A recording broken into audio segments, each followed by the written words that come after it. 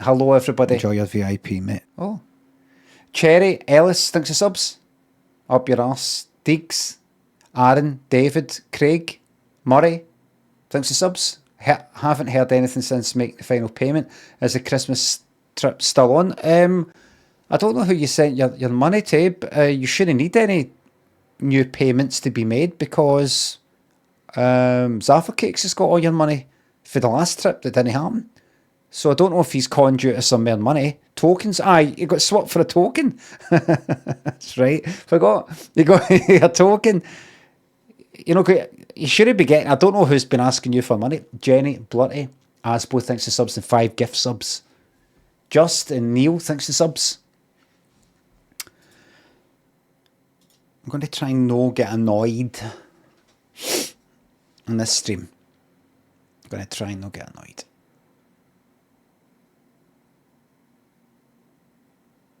Farage turns on broadcasters over racism allegations as number of claims hits 28. Do you think any cunt who was going to vote for him is now not going to vote for him now that this has come out? Come on.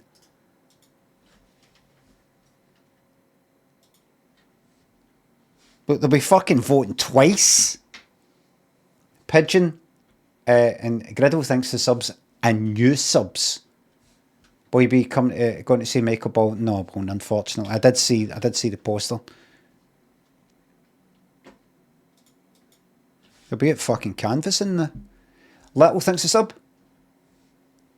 A very slow-mo flash of the baby blues.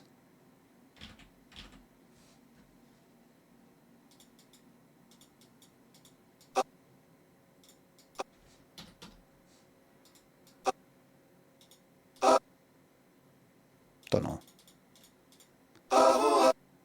Oh, Room in Your Heart by Living in a Box. I know it, but I'm not really familiar how it starts, so I can live it. Oh, good.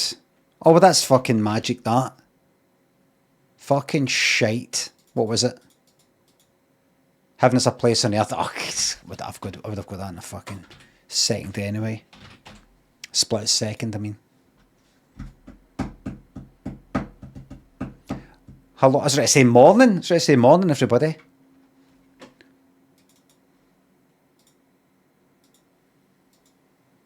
This is your Friday night stream. Let's go with multi-lane madness.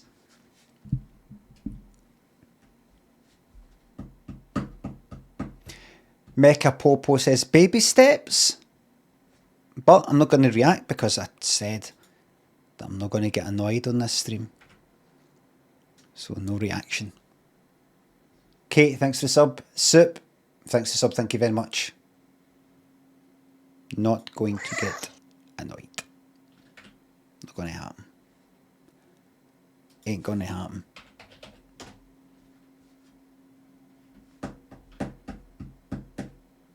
What time's it? 9:30. I think we just get right into the marbles right now. Just get the music.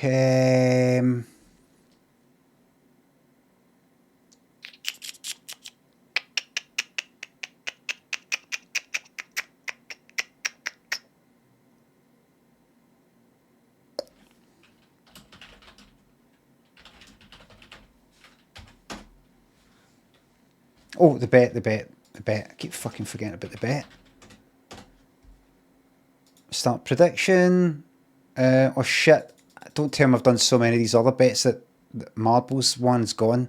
I think it fucking is. I'm going to have to type it all out again. Right. How many subs in top 10?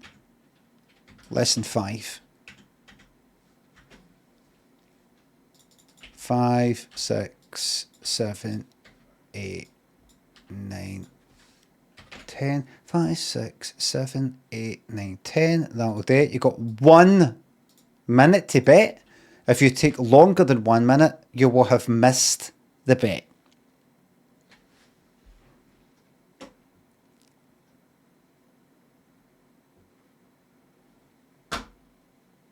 Aboriginal thinks a sub. Ribbon thinks a sub. I keep saying I didn't want to do it, I didn't want to do it in that dopey voice and annoying myself. Thanks a lot.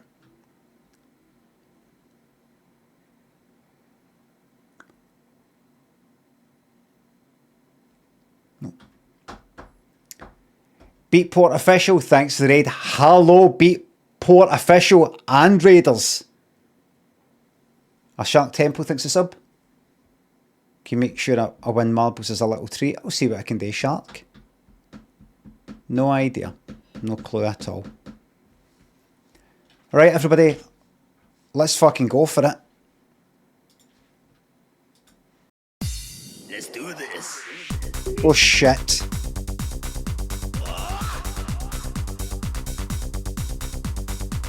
Right.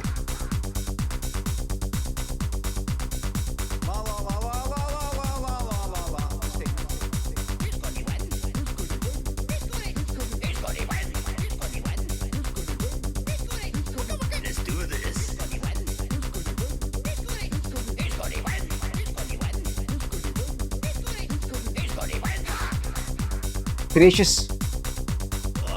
You wee wanker. The Ungreeable thinks it's £3. Am I imagine things, or did you create a version of 311 the Fountain? You're not imagining it, I did. Is it not real? Did I get rid of it?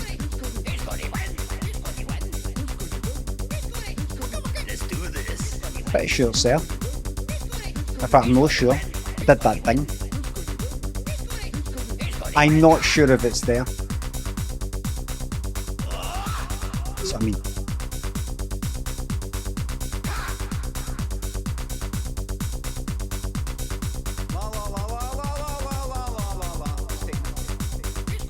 Used to be in SoundCloud. Well, then I put it on YouTube, but I might have deleted it.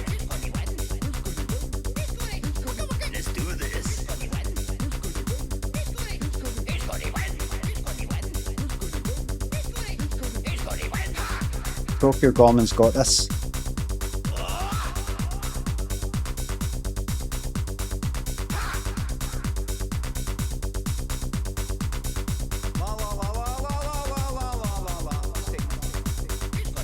That's 7.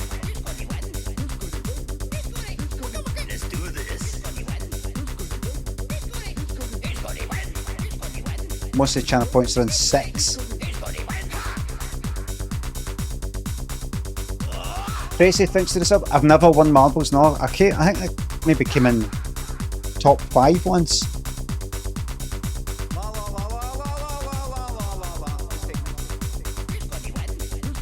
Life was so great back then.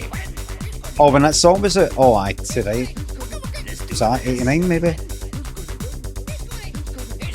1990. Oh, it's brilliant. I think it was upbeat. Really, really good. For all you young people, missed it. At least you're young though. Got that.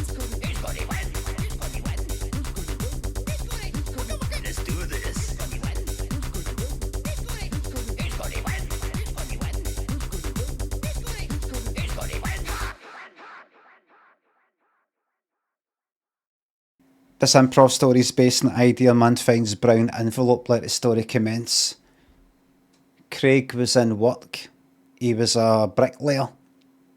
And he was ready to put a brick down on what he thought was the, you know, the mortar, whatever you call it. Kind of brown looking. Way to put the brick down, there was a brown envelope. He's like, what? Who put that there? He had went for a pish. And he came back and there, like, he put the mortar down. You're meant to, like, put it on and then a brick and then put it down and then a brick. And then, you don't just leave it, but he's busting.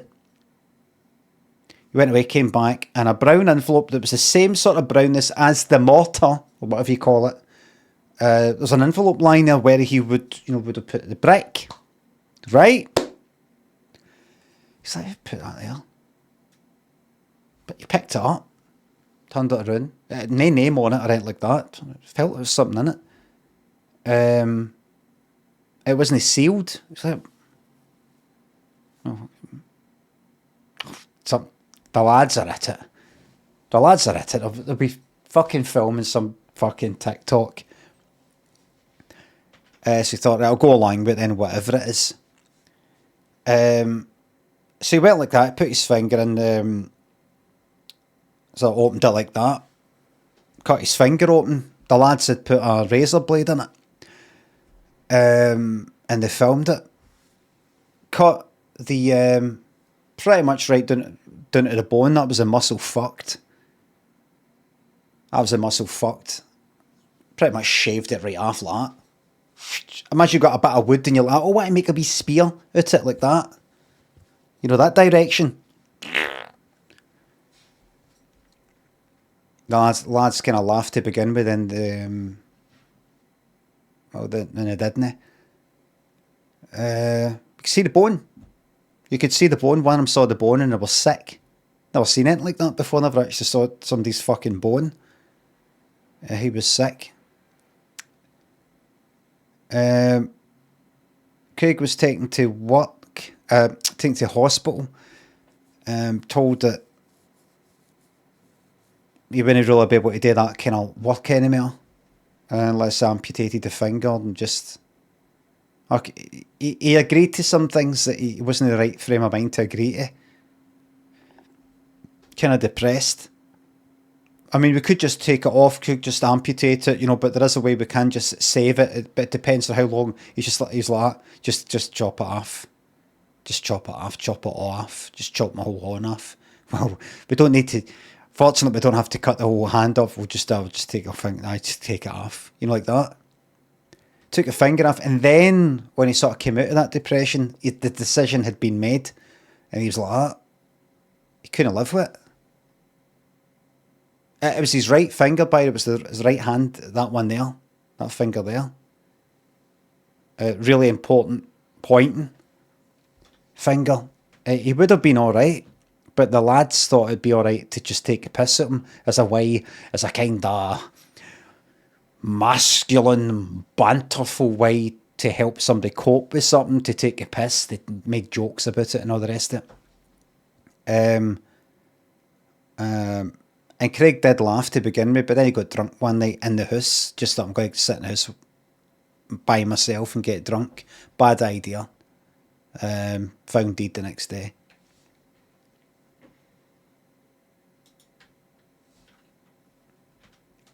Paracetamol.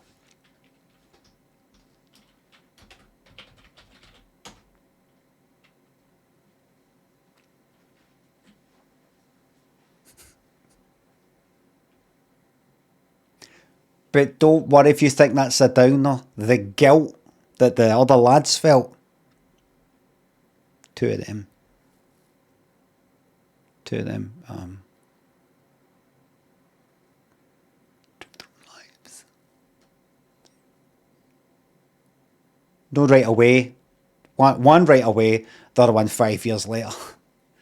So that's kind of funny if you think about it. Good KDR then. Kill death ratio. Aye. Now here's the good thing though. That's normally I say it's a true story. That wasn't a true story. It's all made up. It didn't happen. So don't worry about it. Didn't happen. This is a place of fun and laughter. That didn't happen. Didn't happen. What actually happened, the true story, is was money. It was a bonus, Christmas bonus. Daniel, thanks for the sub. Loving the Santa beard, thanks. Zombie, thanks for the sub. What, 500 hours watching you on Twitch this year, and what do I have to show for it? Or the fucking entertainment, or the laughter? Stacey, thanks for the new sub. UK Sari. Maxie, thanks for subs. On call this weekend, suspended sober with selling Scots. Oh, good. I'll entertain you, don't worry. Jolly and Baby, thanks for subs. You look hard as fuck with that big beard. I look hard with that. This is it's wanks that have got beards these days. Jacob, thanks to sub. Well, everybody, let's no fuck about. What's to go on with? Is it? Well, I don't know. Mostly sort of bearded pricks in what do you call them? Gastropubs or whatever the fuck it is. Craft beers and all that shit. Banter and beer and banter. Like perfectly groomed beards.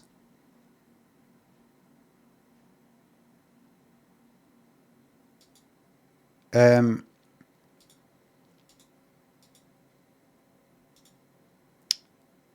was watching some video actually. What was it? I was looking up some video today with how to use hair powder, because people had recommended it. Hair powder, no like wax or one of these other things, but it said hair powder, and I thought, right, I'm going to see what that's all about, and then I got it, and it's fucking shite, and I hate it, and I just binned it.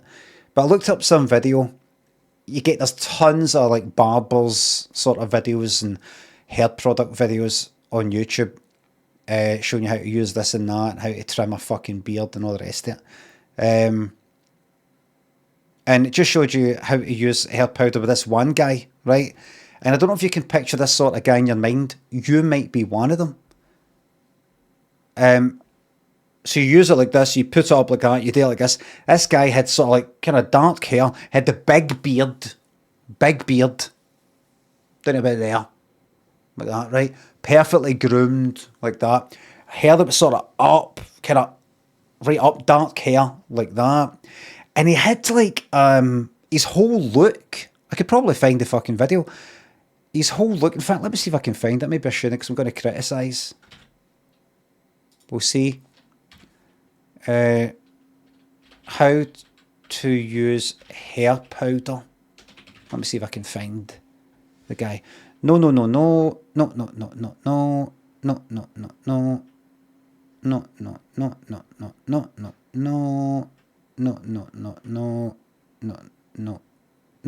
Wait, no.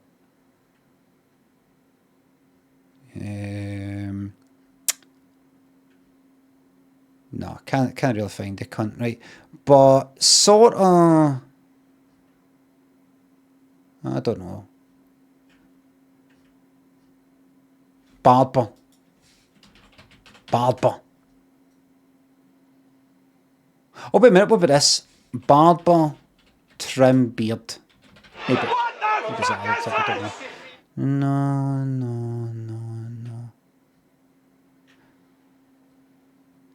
Try to find right, so it was a kind of beard like that, right? But the guy had much longer hair, right? Sort of a bit like that guy, right? I wish I could find this cunt. Maybe more like that guy there. Anyway. Nah, cunt. Sort of like that, but kind of... No. Anyway. He had the look. His hair was all kind of up. He had this beard. Kind of long, and he had this sort of dark eyebrows. Kind of good looking.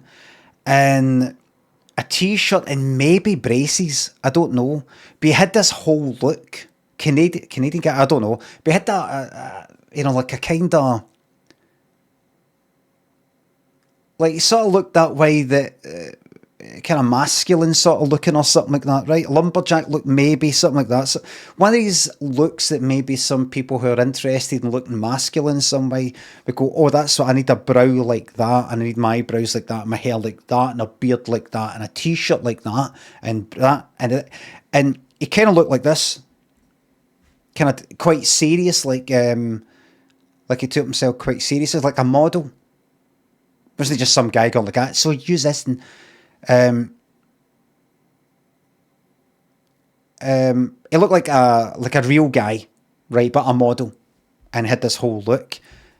And I looked at him, and I thought, it's funny, you look kind of quite manly with the beard and the sort of brow that he's got, and the hairstyle and the eyebrows and the clothes that he's wearing. Yet, I was thinking, but you've got this whole look that I've seen hundreds and thousands of other guys having. It's a kind of off-the-shelf, pre-made, like prefab fucking look.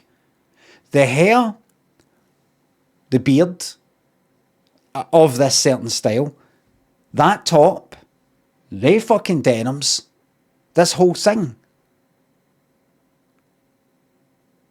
It's like you're like, it's like you're no real. Do you know what I mean? As much as you want to look this certain way,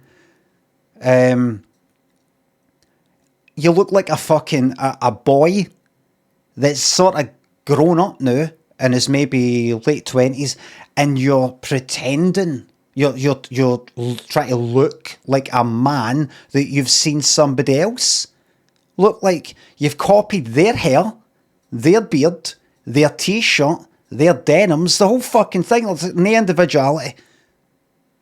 I'm not saying that everybody's got to go about and go, right, how do I look individual, right? What's everybody know wearing right now? Polka dots, right? I'll get a polka dot fucking t-shirt. What's nae cunt wearing on their fucking head? One of these sort of a fucking cap with two like cans of beer there that go with the straws, and I wear a pair of Speedos and furry boots or something. But I just thought it's funny. Like, what you doing? You know when some people have got a look that kind of looks like what would you call it? Not a subculture, but it looks like they've went for a certain look. It's a look. It's not just pair of denims, t-shirt, hoodie, or jumper, and a jacket, and a pair of trainers. It's not just like any, the sort of thing any cunt would look like. Maybe the beard's a bit trim, the hairstyle's a bit fucking nondescript. It's a specific thing like rockabilly. Or, no quite rockabilly or goth or one of these other things, but just one of these looks. You got the whole sort of fucking beanie, moustache, a certain type of top and a certain type of jacket. It's this whole fucking thing like that. And then you got that look, and you got that look, and every fisherman kind of look, and every cunt, all their pals look like that. Do you know what I mean?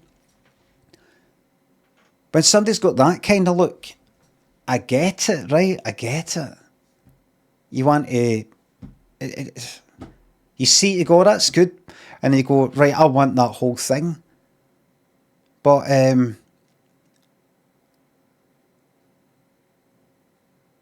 I'm also kind of thinking, what is it? What is it? An aesthetic eye? What is it? Your cookie cutter insta wanks? Do you know what, Dan, Jonathan? Let's leave it at that, because that's it. Yep. Cookie cutter insta wanks. Yeah. Let's leave it at that. But I'm not criticising anybody. If you yourself are a cookie cutter insta wank, I just like to think that some people see if somebody knowingly goes for a certain look and they go like that. I don't really know what to look like. Do you know what I mean?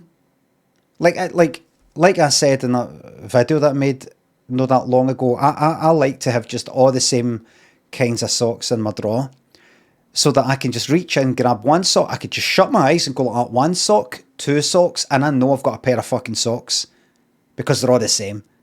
Don't have to think about it, and we're out the door. Once I've also got other clothes on. Like that. That's it. Pair of fucking denims, and a pair of fucking trainers, and whatever t-shirt I happen to have. That's it. Don't have to think about it. I can understand people go like that. I know, but I want to get something that's a bit more of a thing. I don't know. But I've not really got any ideas. So what I'm going to do is I'm going to go for, well, quite like how that guy looks there.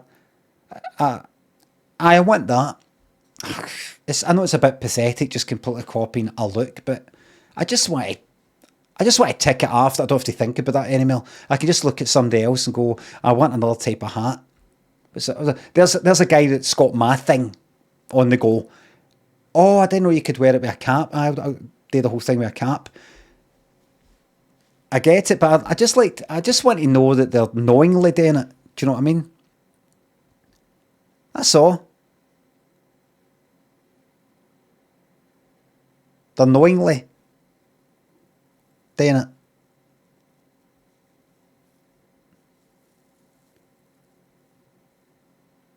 I would like to ask some of these folks. So, where did you get your look? Your look, that that hair like that and the beard like that and that kind of t-shirt, which is a wee bit sort of different, and the braces there and that kind of denim, the kind of denims. Where did you get that look for? I want to hear them say, I saw like other people looking like that, and I thought, I'll do that then. I just want to hear them say it, that's all. I just want to hear it come out their mouth. I don't know why.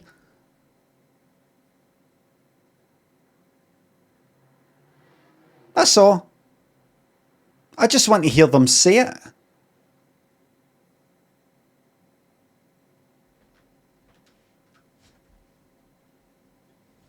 Isn't that what we all do though? I mean specifically, I kind of... it's like a specific look. It's a specific sort of... There's like a name. There's like a name for it. It's a fashion, is what I mean. Really. It's a fashion. It's something that will come, that comes and then goes, as opposed to a timeless sort of thing. A pair of denims, a t-shirt, trainers, it's just sort of kind of middle of the road, boring, every cunt fucking wears it type of thing. It's like a trend. I'd just like to ask somebody like that. So what's the name of this trend? I'm talking about something important here. Please don't. I just want to know if they know that it's a trend, or if they've no thought about it, or what. Like, I know I'm rambling a lot of shit. It's just the same old problem that I've got. I'm interested in people. I love people. I like people. And I like to know about them. Same old problem. Makes me come across as moany and critical, but I'm not. I'm interested in people. If you go into a bookshop or... and there's the whole section, human interest. I don't know if they have that anymore. It used to be a thing when I was younger. Human interest. That's the section I'll be going to.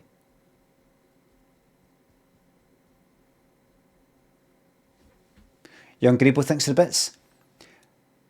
Don't think on it too much. You're much prettier when you smile. Thank you very much. I'm not going to get annoyed at on it. Don't think on it rather than about it. I'm not going to get annoyed. Because I told myself I'm not going to get annoyed. Thanks to the bits. Humming Humbucker. And Crisco thanks to subs. Congrats to you. Jobby Porridge thanks to $5. Been timed out for 2 weeks but can't mind why. Will accept the punishment if warranted and accept the risk of asking. You'll accept the punishment if warranted. You'll fucking accept it whether it's warranted or no. If you've got the punishment, you're taking it and that's it. I will accept it. Give a fuck if you fucking accept it.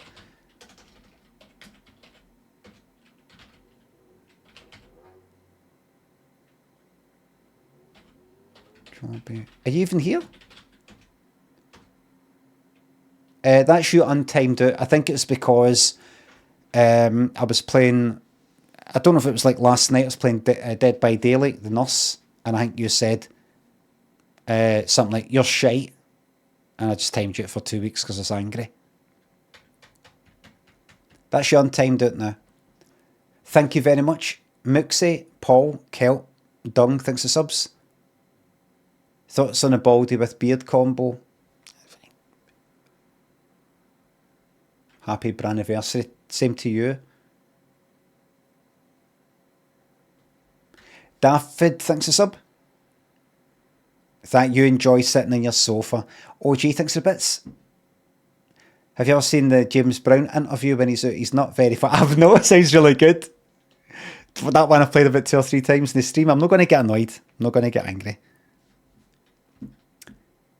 Killer Queen and Slacker thinks of subs. 24/7 VOD channel going to Twitch or that passive ad revenue. I've thought about it.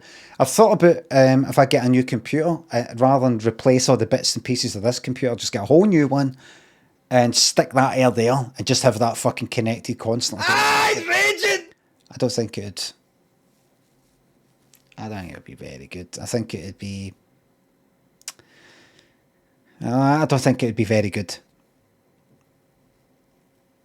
It wouldn't be quality. It wouldn't be a quality production.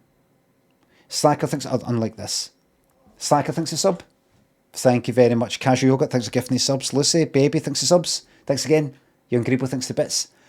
Think on it is grammatically correct. As a reasonable man, I would like... No. Maybe it's... Do you know what's grammatically correct? For Collins Dictionary to say that vibe coding, which is 2 words, is their word of the year.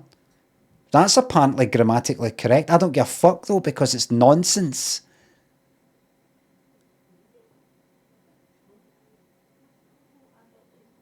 Think about it is what people used to say here all the time, and now people say think on it. Speak to it. People say speak to it instead of speaking about it. If you've got anything to I can't really speak to that. Vibe coding Mick thanks to the prime sub, the new prime sub. Teats. Tidal. What goes up? Thanks to subs.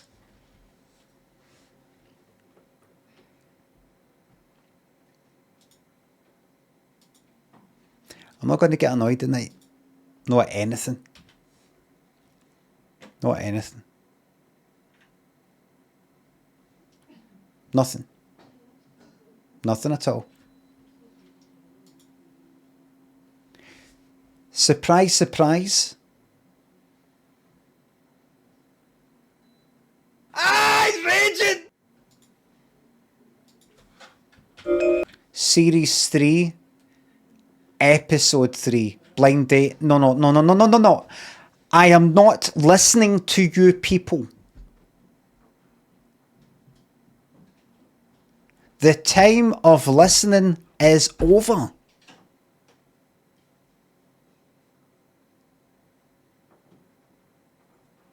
Right?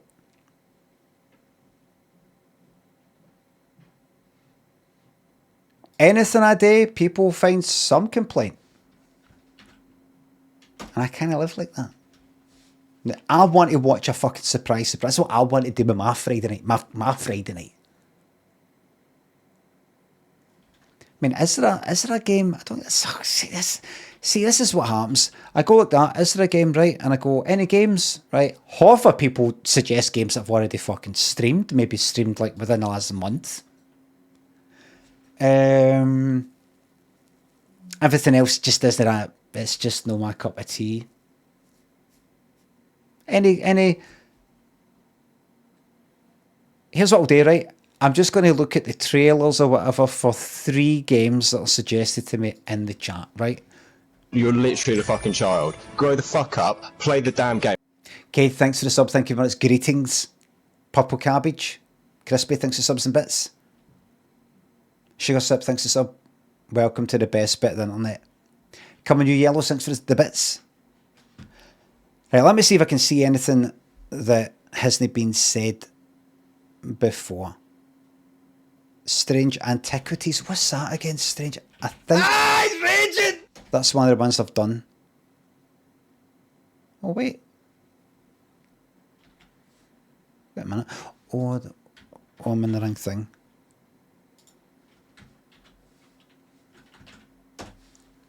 Have I played that? Strange horticulture. Right. Is it similar? Same people?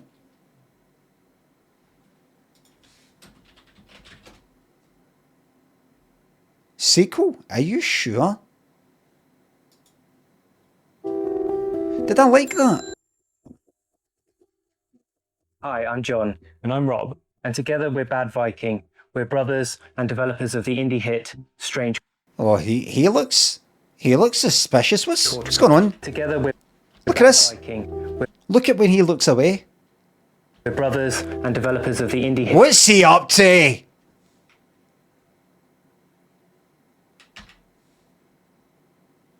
I've looked at that I'm Not Human. I played like the demo or something like that.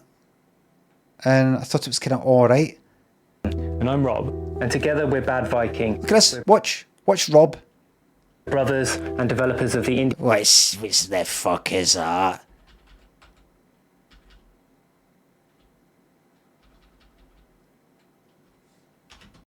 Hi, I'm John. And I'm Rob. And together we're Bad Viking. We're Stop doing the fucking... What's wrong with him? brothers. Stop doing the fucking thingy just because I'm going forward by a frame. Look at this, look. Look at this. And developers. Oh, he's at it. Like that. Aye.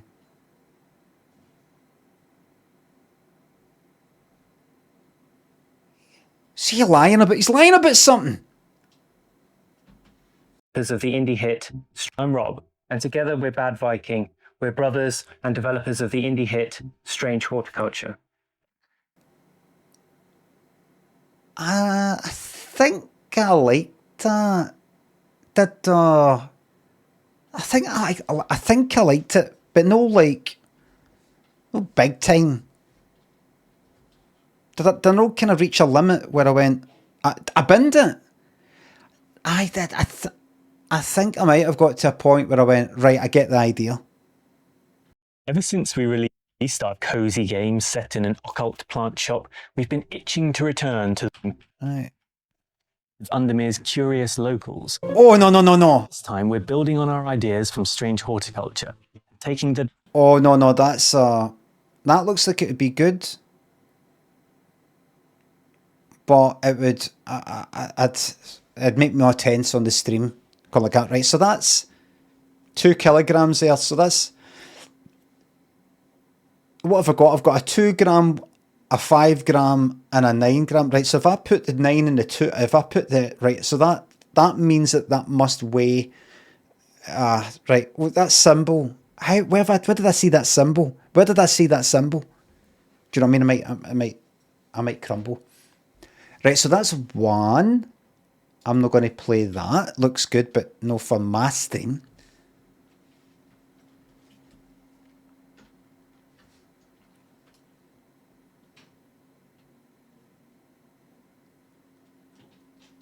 Karamara game.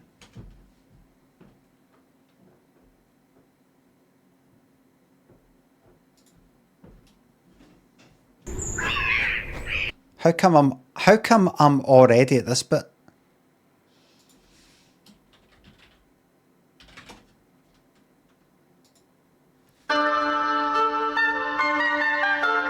Interesting.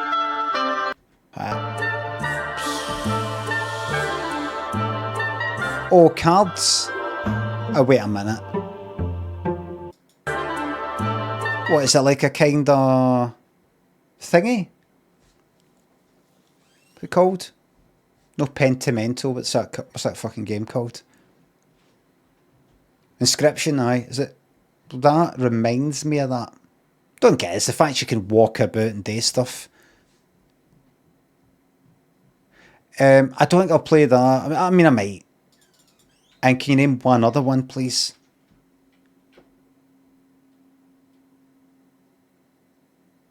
Fights in tight spaces. Anybody else? Sleep Awake game. Trailer. Oh, there it is. Here. I cannot sleep. What's one of these ones? Come along. This is all perfectly natural. Right. I am awake! No, I get the idea. Kinda like that oil rig game, Scottish one, something like that going about. What's going on here? I liked that and everything, but I get to a point where I go, do you know what I mean? Look for something a wee bit fucking odd or simple, or Voices of the Void. That got mentioned before. Itch, into Voices of the No, the Night. I'll keep it in mind. I think that'll be the next game I play. Lucius and Monkey does 60 subs and Fiverr. Any sketch ideas for Limmy show you wanted to do but were declined because of context? The context, graphic, horrific, morbid. I'm laughing at your bathroom Insta pic to this day. Oh, glad you liked it. Context. No, content. Context. I'm not going to get angry. I'm not going to get annoyed at anybody heard a word.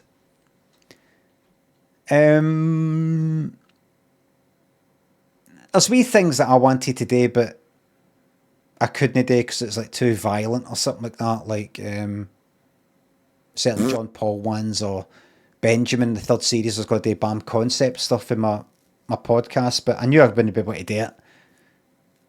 So, things like that. Sorry if I've come across as a wee bit low energy when I answer that question. It's just that I've answered it a few times in the last year. But I'm not angry. Sean and Lucius thanks to subs. Thanks to the bits. Soul Chicken thanks to sub. Let me please don't ruin our Friday night with a game. It's not going to happen, don't worry. They are more appreciated by those weekday people. Follow your gut. No, I'm absolutely watching Surprise, Surprise, don't worry. Second base and Fluffy thanks to the bits sub.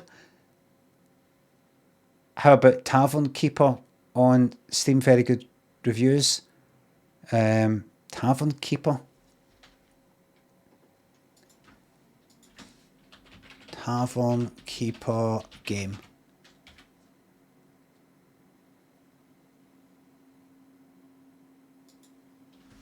Tavern Keeper.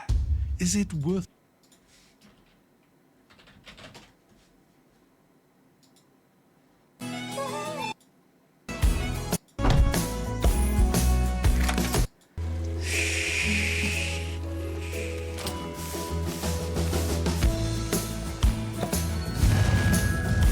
Not just now.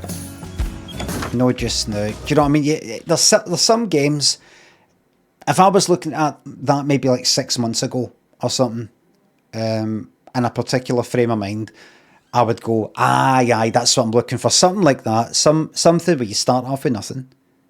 And then you've inherited this tavern from your uncle who's died or something. It's a wee shitey place. Dirty. You've got a daft wee broom. And you've got shite booze that you've made yourself, and there's apples that you pick to make cider for, but you've only got one apple tree and it's shite apples. And then you get a better broom, you get better apples. You can also now import some of the beer, buy for somebody else and sell for a profit. Builds. You can now expand your tavern. More seats. Oh, there's not enough room in here. We're going away. You've just lost customers because you've not got enough tables. You should really expand. Right, I'll do that. Get better seats. Put some plants about to make it beautiful. Get better reviews. You can't get somewhere unless you get 5 stars by 50 people.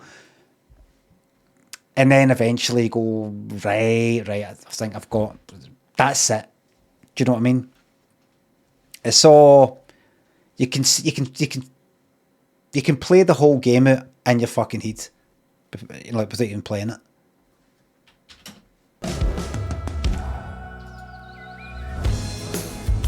There you go, employees. Yeah, robotic one, mix that. If you mix that with that, that'll be able to speed up the people that work for you.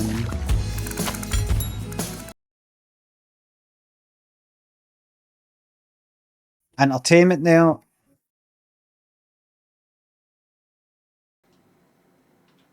It's a bit boring in here. Get some entertainment. Look, there you go. Look, 1 star. Star system. 1 star there, 3 stars that, 2 stars that. No. Nah. It looks good, but I've played it 10 times. In the form of other games. Sean thinks the bits, second base. Young Grebo thinks it's the bits. You're right, they should all have thought on it more. The nice one.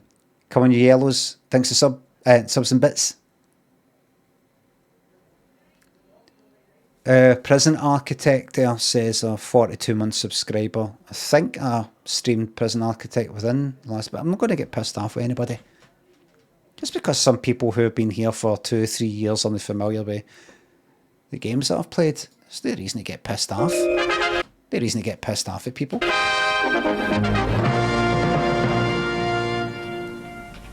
Same with the people in the chat that constantly say Arc Raiders even though I've made my decision.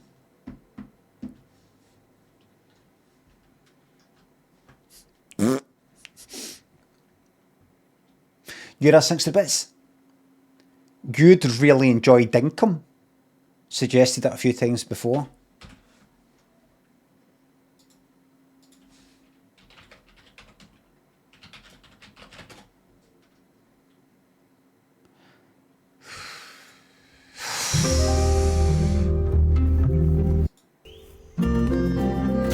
Look, there is a fucking time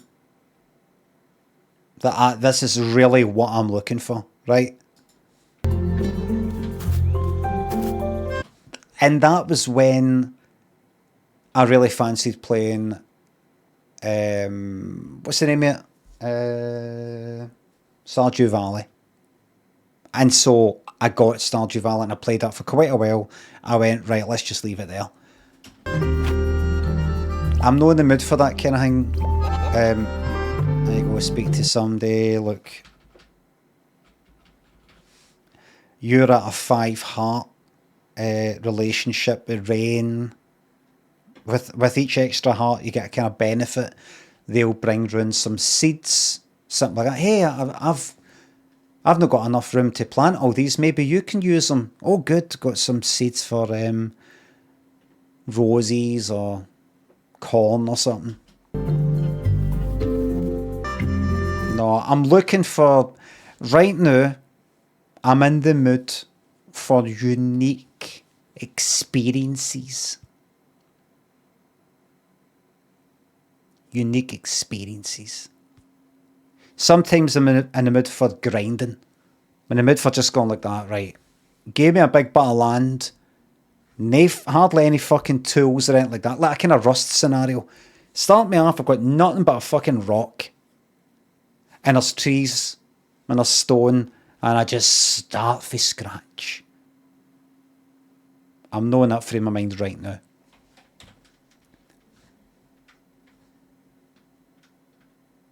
Casual thinks of the bits. There's a game you pre-binned a while back. It Takes a War. Scottish developer too. Are you fucking at it? Are you talking about the fucking the Counter-Strike rip-off?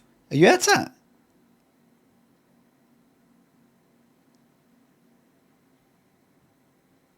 Every streamer, who is it that keeps suggesting? It's different people that suggest it. Is it always you?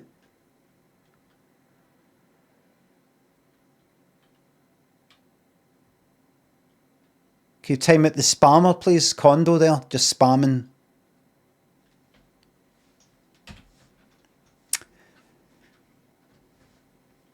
It's more than a Counter-Strike game, says Casual Yogurt. Just it says Fatten. Just enough's enough, thanks. Thank you.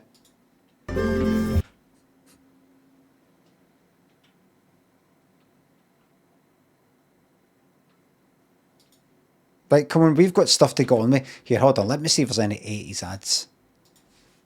80s adverts UK. Here we fucking go. Something extraordinary is happening to Caprice Crunchy.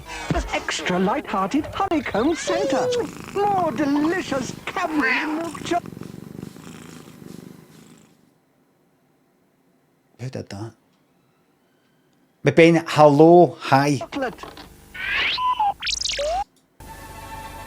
Look at that. Now, you know what I like? Polaroid instant camera. Smooth chocolate. Crispy. I like seeing the adverts in situ. 80s TV continuity. Like, you'll get episodes or something.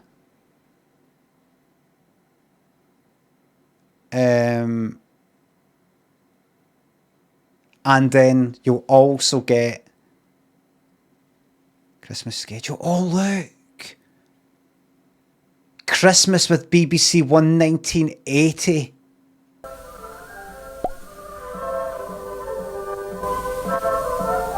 Entertainment for Christmas night with BBC One.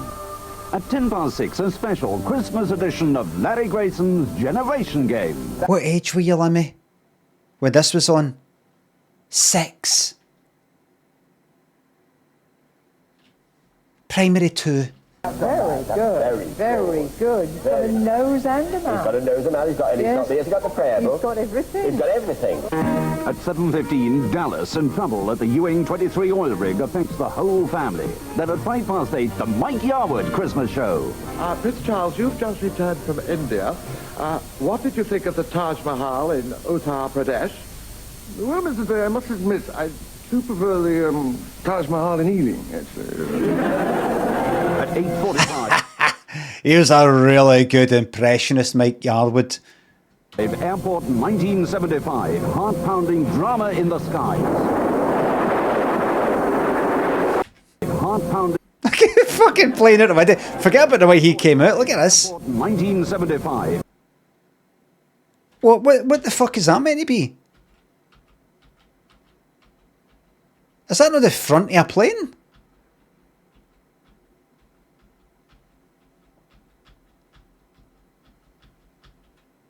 How come there's like about 5 frames in the background for every 1 frame of him? That's meant to be a crash. But that's not coming towards a head on, but it's fucking no moving that way. At 8:45. Did they not think to go like that? We'll make it bigger. We'll make it bigger so it looks like it's coming closer. Things that are, get closer, get fucking bigger. Airport 1975, heart-pounding drama in the sky.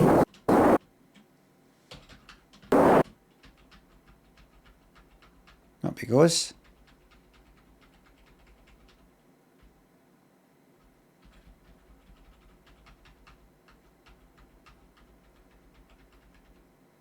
Up he goes. Airport 1975, heart-pounding drama in the skies. At 10:40, conversation and Thank God. entertainment. Something about light-hearted. That was awful. Penelope Keith and flute player James Gore. Oh, him again. Then at 11:40, the Christmas comedy classic is Fawlty Towers. This Basil's wife. This Basil. This Spatman Head. Programs for Christmas night with BBC One. There you go. There's your fucking Christmas. That was your Christmas nights. You've had your Christmas dinner and the chocolate. There you go. That's what was on the telly.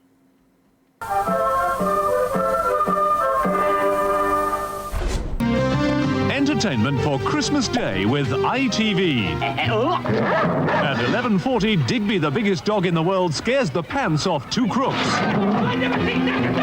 Good quality. At 15, a special visit to King's Oak for Christmas Crossroads, in which Meg learns some shocking news. And that's followed at 1:45 by all the fun of the Big Top for a sparkling, spectacular Billy Smart's Christmas Circus. Then at Billy Smart's Christmas Circus. There we go. All the fun of the Big Top for a sparkling, spectacular Billy Smart's Christmas Circus. It does that. We've only put everybody in a downer. You know, by telling you how we get it to do that. Then at 3, the Queen, Her Majesty's Christmas message to the Commonwealth. At 3:10, George and Mildred set off to a celebration dinner and wind up on the road to disaster. Professionals? No. I mean, if he wants to pass, why doesn't he? Oh, it's still that. Right. Finishes his soul's fixed. There's fun and games at 5:05. Fucking yes! 1980 3-1 pantomime. I think we've watched that one. Pantomime. Oh fuck! Oh, we fucking have. We've watched that. Entertainment for your holiday viewing this Christmas Day. And there's fucking Bob. TV. Fucking hell, man! How fucking depressing. Is that music? Yes. Devon Crazy Legs McBain thinks of subs and bits. Boys House thanks. Thank you very much. No, I'm Not a Human is a nice little unique game you might like. Oh, is that like that one that was mentioned about 20 minutes ago and I said, no, I played the demo, I'm not real into it. Aunt Shah, thanks for the sub. Fawn Relic, thanks for the sub. We released Demon School recently. Puzzle Tactics RPG with a banging soundtrack. I'm a huge supporter of my community.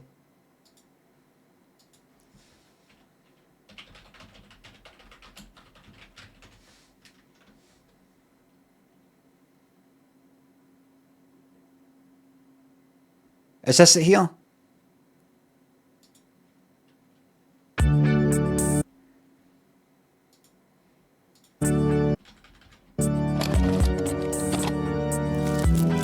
Mad says, I'm afraid to say my suggestion for the 10th time. Please say it.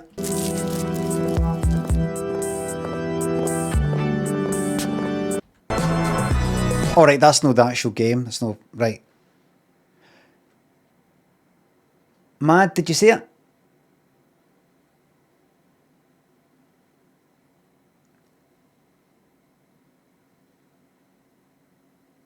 They said white knuckle, right. Oh, like that kind of thing. No, it's not my cup of tea. That sort of turn-based thing. Campbell and Sci-Fi thanks for subs and gift subs. Thank you. And hi, welcome to the new subscriber crew. Lewis, thanks for the sub. What was it again? White knuckle game trailer.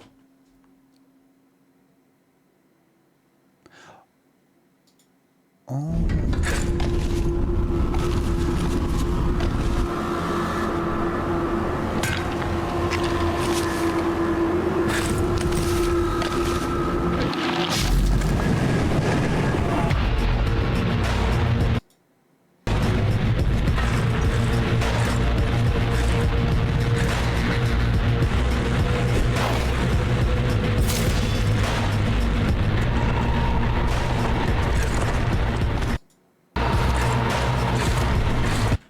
I like the look of that. I'm not going to play it tonight, but I will.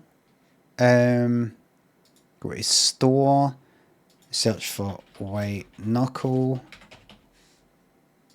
There it is. Add to wish list. Early access game. Fucking arseholes, man. Thank you very much. Alright. I am aware of horses. I will not be playing it because what I read about it is it's been removed for Epic Store. It's been removed for this because it's got some, I don't know, horror or some of the kind of themes, content, whatever's a bit dodgy. Just in terms of, I don't know, what I saw was, it's like, I don't know if it's nudity or abuse or people being held captive or something like that. Sort of thing I would be alright with personally fucking playing myself, but Twitch it might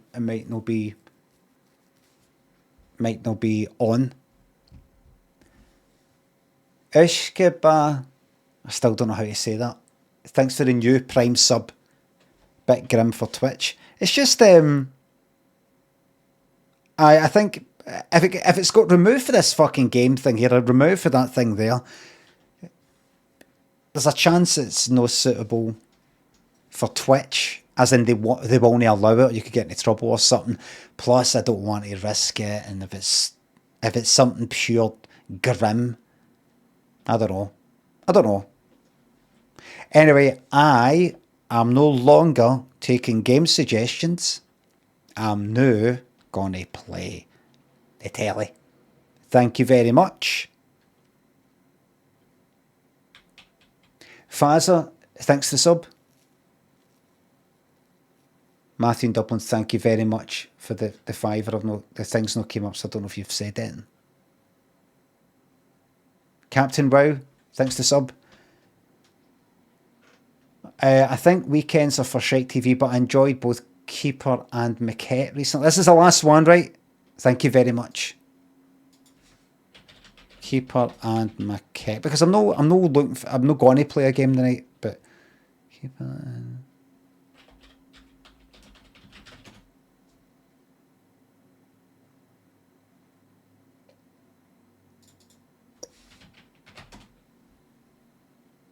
Oh, they're two separate games.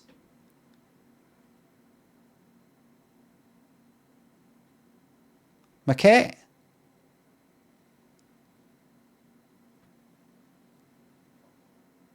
Wolfmeister, thanks for the new Prime sub. Maquette?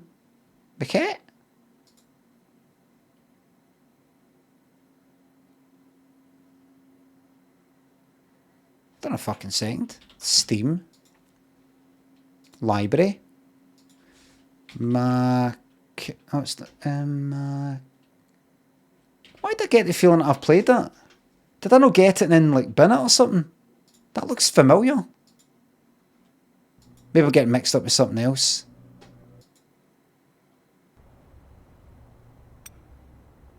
I like the look of it. Oh, don't spoil it. Maquette. Right, this is the last thing that I'm looking up. Please, nobody go like that.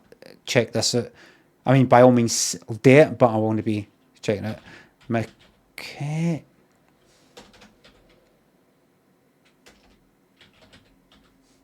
Maquette.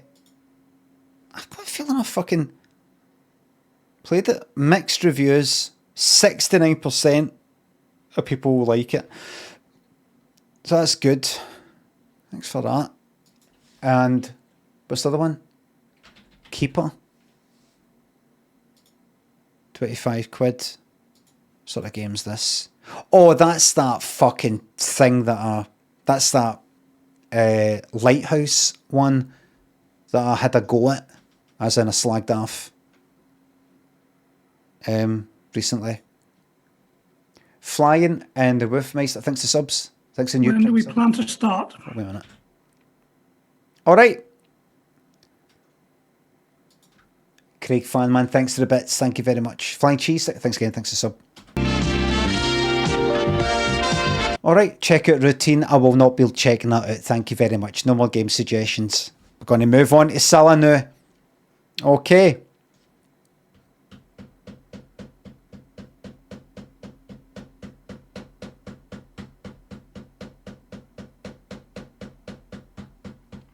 unaware that I'm tapping away.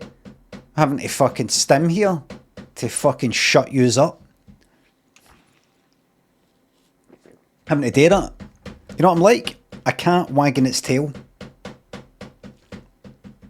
Like that. Fucking pissed off. Moriel and Craig, thanks for subs and bits. Thank you for no daft. Thank you very much for no daft message. Now, please, everybody, get serious. Right?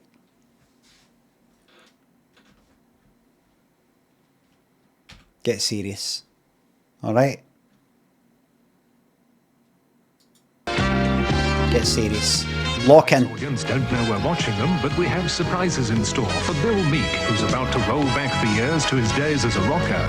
Les Downey, How's he got his beard? To roll back the years to his... Right, so it's kind of like shot to about there almost, then it's sort of right down to there, then it starts to appear like that. It's just sort of like this here, look.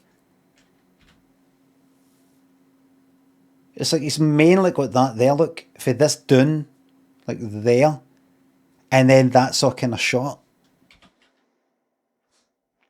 Right, I'll keep that in mind. And that's all kind of trimmed there. I'll keep that in mind, right? I'll keep that in mind. Days as a rocker, Les Downey, who's cooking up a storm as Cilla's blind date, and Gene Russell, who doesn't know we've found the warm-hearted half-brother she'd lost. For these people and more, it's surprise. Stop spoiling it. Ladies and gentlemen, Miss Cilla Black.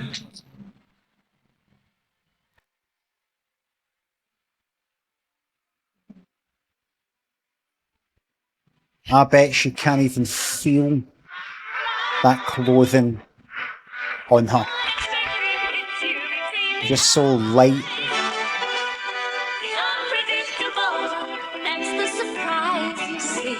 Surprise, surprise. What? The surprise you see. Surprise.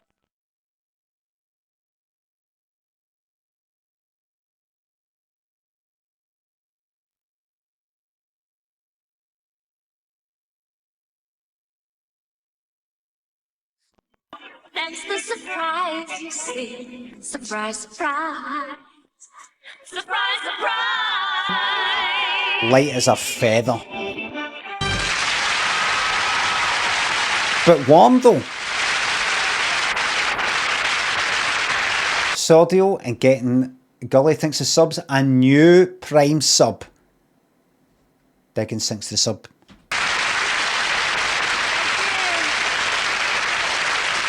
Thank you very much, everybody, and welcome to Surprise, Surprise. Now, did you all see the show last week? Yeah. Are you sure? Yes. Oh, they're ever so well rehearsed. Well, that's good, because I must tell you, we've had a marvellous response to our search line. Now, within minutes of the programme ending, we found two people. Two people within 5 minutes of the show ending. Isn't that wonderful? Yes.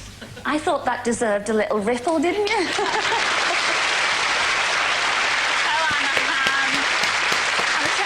No, serious little. And we hope to bring on some of the people we found later on in the series. But now I'd like to tell you all about a letter I received from a little girl this week. I'm gonna need to see proof of that. Later on in the series, or next series, or the one after that, I want her to say, do you remember that two people managed to find two people within 5 minutes of the show ending on episode 3 of the third series?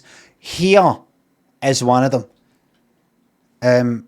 Otherwise, that could just be made up to encourage you to get in touch with the search line thing, because it's a new feature, remember? So they're going, nobody's getting in touch. Get them, we just managed to find a couple. Now, her name is Hazel Grove, and she lives in Leicester. And she wrote to me and she said, "Dear Cilla, can you help me find my granddad? I think he's lost." So I thought, oh, well, we must help Hazel. So I rang her up. Well, I didn't ring her up, I rang her mum up. And her mum said, "Oh, Cilla Chuck, not to worry. Don't worry about it." That was a funny bit, wasn't it? People would laugh at it back then. I rang her up to... Scotland versus Brazil, Limmy. Well said, Jacob. Say, well, we would find Hazel's dad, and she said, don't worry, Chuck.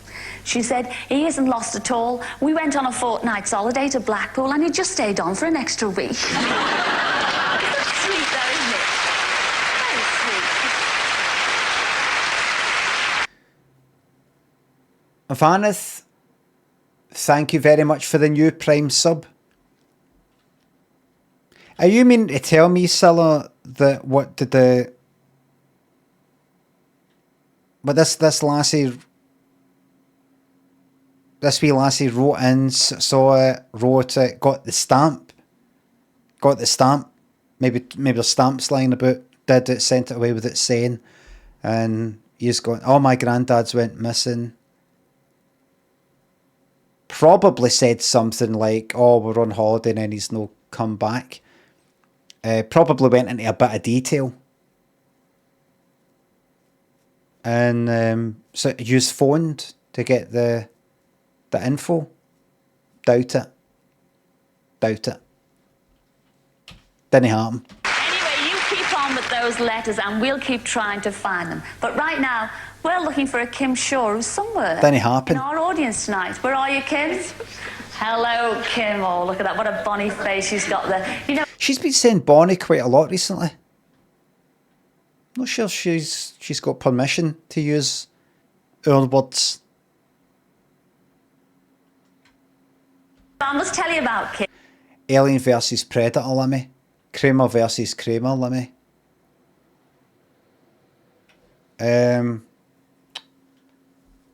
What about all these songs, the kind of like early 2000s thingy versus thingy? What it just meant this DJ and this other DJ, this DJ and this other producer. They would do thingy versus. What about that? GXL versus Elvis. What was that? Was that fucking rubbernecking or something? Run DMC versus Jason Nevins. Aye, that kind of thing. Like, what do you mean versus? Because Kim's just 16, that's right, isn't it, love? Yes. Yes, and she's a great snooker player.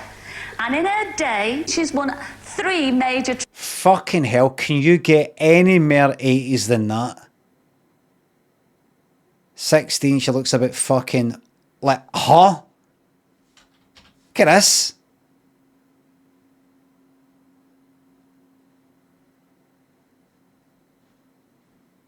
Let's, like, she's wearing the sort of clothes that actually photography wasn't around then. You know what I mean? The, you know, that wee, like a wee kind of bow thing, it would only be in the painting.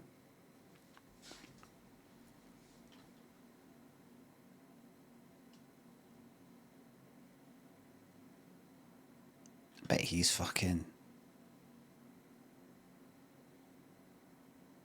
22. Trophies. But I must thank you, Kim, because you've done us a big favour here tonight by bringing some of your local supporters with you from your snooker club. Thank you very much indeed. And really, we're not out to surprise you, Kim, are we? No. No. It's that fella sitting next to you there. Haha, you fucking asshole.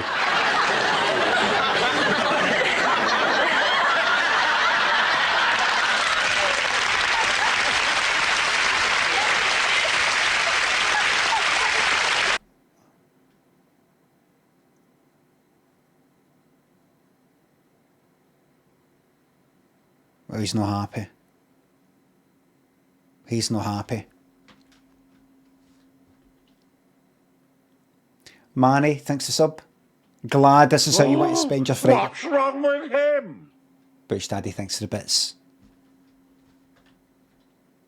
He's not happy. She's happy. Oh fuck. It is you, Bill Meek, and I'd love you to come down here and join us. Will you do that, Bill? Oh, dear. Well done, Bill.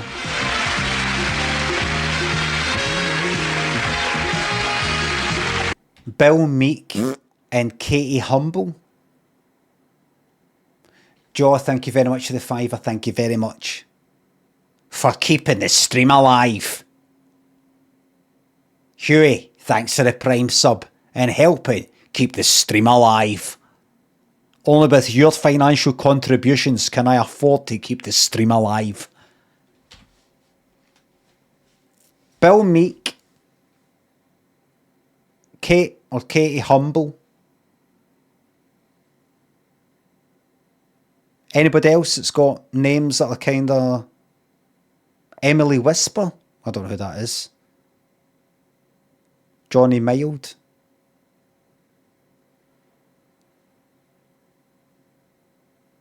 Anybody know? Bill versus Katie. But aye, that would be good. What a mashup that would be. Bill Meek versus Kate Humble. What if he's still alive? Katie. Is it Katie Humble or just Kate Humble? It's just Kate Humble, everybody. That was me saying Katie and nobody corrected me. Kate Humble. Kate Humble. Sorry, what's your name again? Kate what? Humble. As in humble. Yes. As in humble.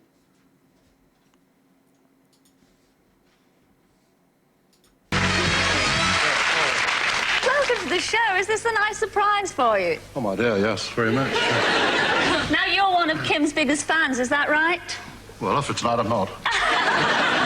But I got a letter, I got a... It looks like he owns a port back in the Empire days. Looks like a baron. A lot of the spices coming in and things like that. Like he made a fortune during the kind of like spice trade and all that, tea, things like that. He built ships. Very special letter because I know you're a manager of a local garage in Amersham, is that right? That's right. Well, your staff, because you've got wonderful staff, they all wrote to me and said, well, our manager, Bill. Oh, dear. Our Bill. His heart can't take this. I mean, he knows. You can fucking hear it. You can see it. You can feel it. He's like that. Oh, God. Oh, God. Sorry. Sorry. Everybody laughing. Please. Please get up. Guys, go thanks to sub. Oh, our manager, Bill. I shouldn't do that. Our Get dizzy. Bill. He sings like a lark. And they all admire your singing because you sing every day, every minute, that you don't even get on the nerves. Which is not so surprising, Bill, because you were at one time a semi-professional singer, weren't you? Weren't you? Yes, I am. But I mean, what I'm saying... Right, so kind of short here, and then at the earlobe, then it starts to kind of get longer. Trim it completely down to that. So that sort of comes down there, and then it comes up there, right? That's what I'll go for that, right? Will I go for that? Kind of let her dry, sort of, kind of, it's a fade. Short down to about the earlobe. Well, it's starting to appear at the whatever the fuck you call that. Ear opening bit, ear canal sort of bit. And then that's all cut there. I'm looking forward to getting rid of this. But I said I was going to grow it through the whole of fucking December. Did you get paid for it? Sometimes, Well, I know. A little bird told me that you're a member of a singing act called the Steele Brothers. Is that right? That's correct. Yes. Can you remember your partner's name? Robert Steele. Robert Steele. Well, we all call him Bobby. Now, whatever happened to Bobby Steele when you split up? Australia? Oh, I don't know. I think I joined the army. You joined the army, but he was from Northern Ireland. That's right. And that's where he settled. But he's not there tonight. Oh, No, where is he? What do you mean, oh no? Oh yes, you haven't seen him for over 25 years. Here's your old singing partner, Bobby Steele. Come in, Bobby. Oh, he's fucking hell, he's quick. He's fucking sped up. That's like one of the old black and white films where they had to, you know, this was London in 1880, and it's they had to go like that, so it's all, everybody's walking off fast because the person that was turning it was doing it too slow. Speedy, come on, look at that. Fucking hell. Hand cranked eye.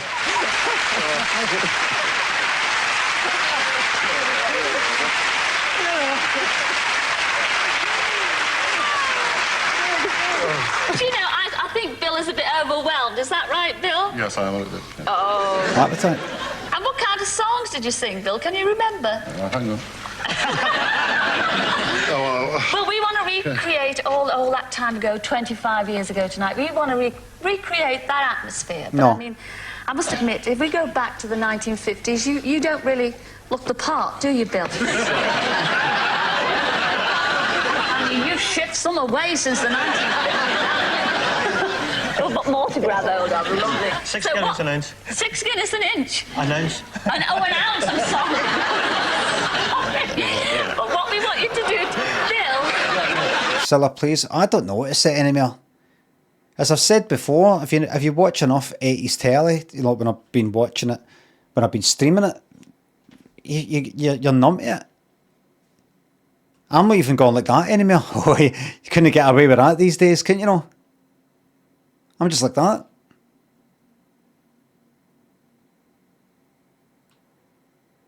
Claude, thanks for the new Prime sub. Hello to all the newcomers. Louis, thanks for the sub. Everybody welcoming the newcomers.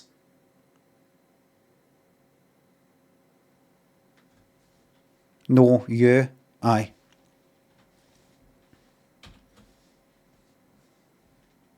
We always need new people in the community because the fucking bands, we're banning about 20, 30 people an hour in here. We need new blood. We've got a serious fucking population problem. We've got an aging population. And not enough people are being born in here. She's going to have like 5 youngsters paying for 100 fucking state pensions. When I'm talking to you, Bill, what we want you to do tonight, together with our Bobby, we want you to bring back the Steele Brothers. And we want you to sing a song on Surprise, Surprise. But to do that, you've got to look the part. So we're going to give you 5 minutes to change and to rehearse. All right? And we're going to give them a big welcome as the Steele Brothers, ladies and gentlemen, aren't we? Off you go. We'll see you later. Steele Brothers. Oh Christ, he'll look a prick. No, I think it's going to look good. Oh, I shall look forward to that indeed. But now it's the moment I've been waiting for all week. Gordon? I'm about to meet my very own blind date. Now, if you watched the show last No, she said, it was said at the beginning something to do with blind date. remember Les Downey. Now, I called him on the phone and he agreed to come here and cook me a slap-up meal. I remember. We didn't listen to it, but she said that that's what she was talking to somebody about. He's promised me pie and mash. Nevertheless, I am really looking forward to it. I haven't eaten all day. I am absolutely starving. Oh, heck. Surprise, surprise. He's here. Woo! Fuck off, you. Like it's a big fucking comedy act that we all love. Bob, it's lovely to see you, but you know, I was expecting my blind date. What's... God. Oh, you fucking... Roseberry, thank you very much for the sub. He just looks like a fucking prick. I can just imagine having to work with somebody. There's people who have to work with some guy like that, and the guy's a fucking prick. He's just always sort of like putting people down and all that, but kind of really take a joke back. Gets all angry if you sort of hit him back with the same sort of patter that he hits you with. You shut up, wee man. Wee man, you're going. You're still making the tease, wee man. You've yet to learn. Why are you still working here after 30 years, mate? It said the youngsters know nothing about dedicate. Pucker thinks to sub. Can we get a beard scratch into the mic? Gonna know thinks to sub. I have this guy in work. Oh my God, says Croc. There you are. Something to do with like a warehouse or something like that, or always putting down the newcomers, the youngsters, trying to assert a bit of authority. Is that look in his face there? Hey, what's happened? Well, actually, I'm taking charge of this bit. Now, you've heard of the Galloping Gourmet? Yeah. Well, I'm the shocking chef. But what about my slap-up meal? I've been looking forward to Honestly, it's all under control. Les, your blind date, at this minute, is in a 5-star hotel. I can't tell you where, because it's a bit posh. And is preparing for you a wonderful gastronomic delight, honestly, Cilla. And I'm just about to gallop over there to make sure everything's in order and done to a turn. Well, will you be long? Well, it depends how bad he is. Well, I'll be waiting for you. I'm starving. Off you gallop. Sorry for the silence. I'm just fizzing. I'm fizzing. Alphosia. Thanks for the new Prime sub.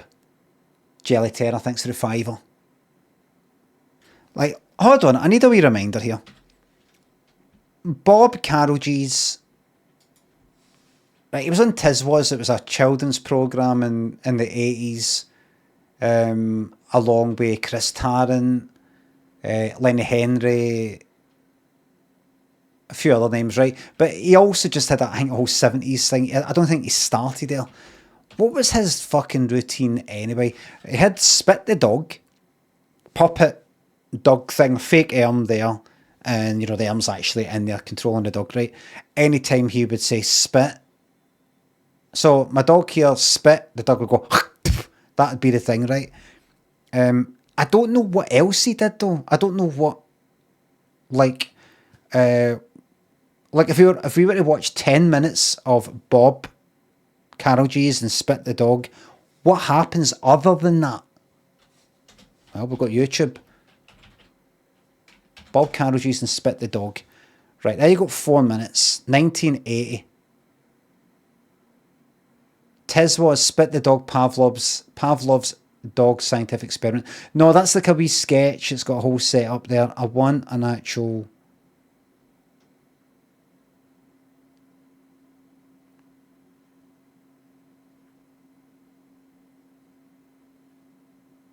Right, there's the thing. Maybe. No.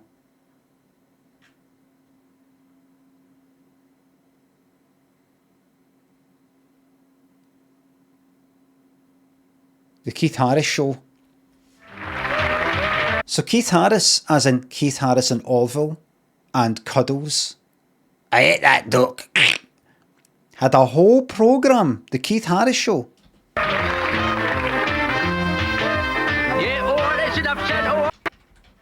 You just know if that was a video on the internet, that would be accompanied by, basically the situation would be, that would be walking in a room full of Waynes, and the Waynes would be screaming their fucking head off, running like fuck. Yeah, alright, that's enough said, alright, that's enough, alright, ew, God, blimey, I don't... It'd be brilliant to see that in Dark Souls 3 as a boss. I don't know why I bother with you, I really don't know why I bother. Ladies and gentlemen, how do you do? Having a bit of trouble here with my boy Clint. I'll introduce myself. This isn't Bob Carolgees, by the way, in case some of you don't know Bob Carroll's. Bob Carroll's didn't have like Spit the Dog, and also like Keith Harris had Orville, Cuddles, and maybe some other ones, I don't know. Bob Carroll's, he's not going to take the... It's no Bob Carroll's in there. See this? I don't know who the fuck this is. If you are not familiar with UK 80s telly and you think maybe, was this a big deal or something? Limmy, back in your days, was this a big deal? This one? Never seen this before in my life. Your wee Jobby and Rizzle, Councillor Ricks, Crispy, thanks to subs, and new Prime subs. Amazing Crapple, thanks to a new Prime sub. The Sadnessy, thanks to sub. What a way to be reminded of my sub brand at being forced to watch an advert like Vermin. I'm sorry to fucking hear that. I'm just going to say this one more time. If there's any adverts for the Navy or the Army, I read today, I mentioned it all day, but I read it again today. It's all kicking off. That's Germany starting to do a kind of national service sort of thing, a voluntary or something like that. I think there's some other country that's doing it. It's all gearing up. The safest place you can be in the next 5 years is in a submarine. It's up to you. It's up to you if you want to stay alive. Personally, I would like to be directly underneath a nuke. But if you want to be alive, the safest place you can be is in a submarine halfway into the Atlantic. But the submarine wouldn't be halfway into the Atlantic. Limit, it'd probably be somewhere strategically important. No, you'd take air the submarine through forced mutiny. There's an actual word for it because it's that common, a mutiny, and fucking take it right out there. And they go in a lovely wee fucking island. Paradise Island. Paradise. It's there. It's there for the taking. But you've got to take the steps now by enlisting in the Navy, otherwise you're never going to get on that fucking sub. You think you know what will happen? Asked Kristen. Yes. I can predict the future. I predicted Michael Jackson's death within 3 weeks. Predicted it. I said on Twitter at the time, everybody, I have a feeling a big celebrity death is coming up, and I mean a big one. I said something like that on Twitter. 3 weeks later, Michael Jackson was dead. Dead as a doornail. Or doorknob. Can't remember what it is. Don't know why you would call them dead. Dead as a dodo. Did you do it? I didn't do it. I didn't do it. It was Dr. Conrad Murray. Also known as Conrad the Beast Slayer.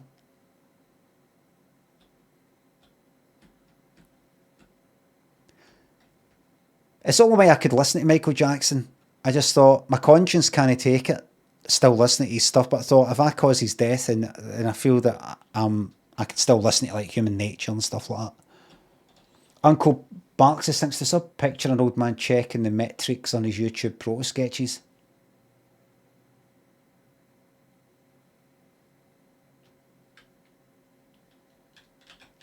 Fasten to the 5 points, thanks to the bits.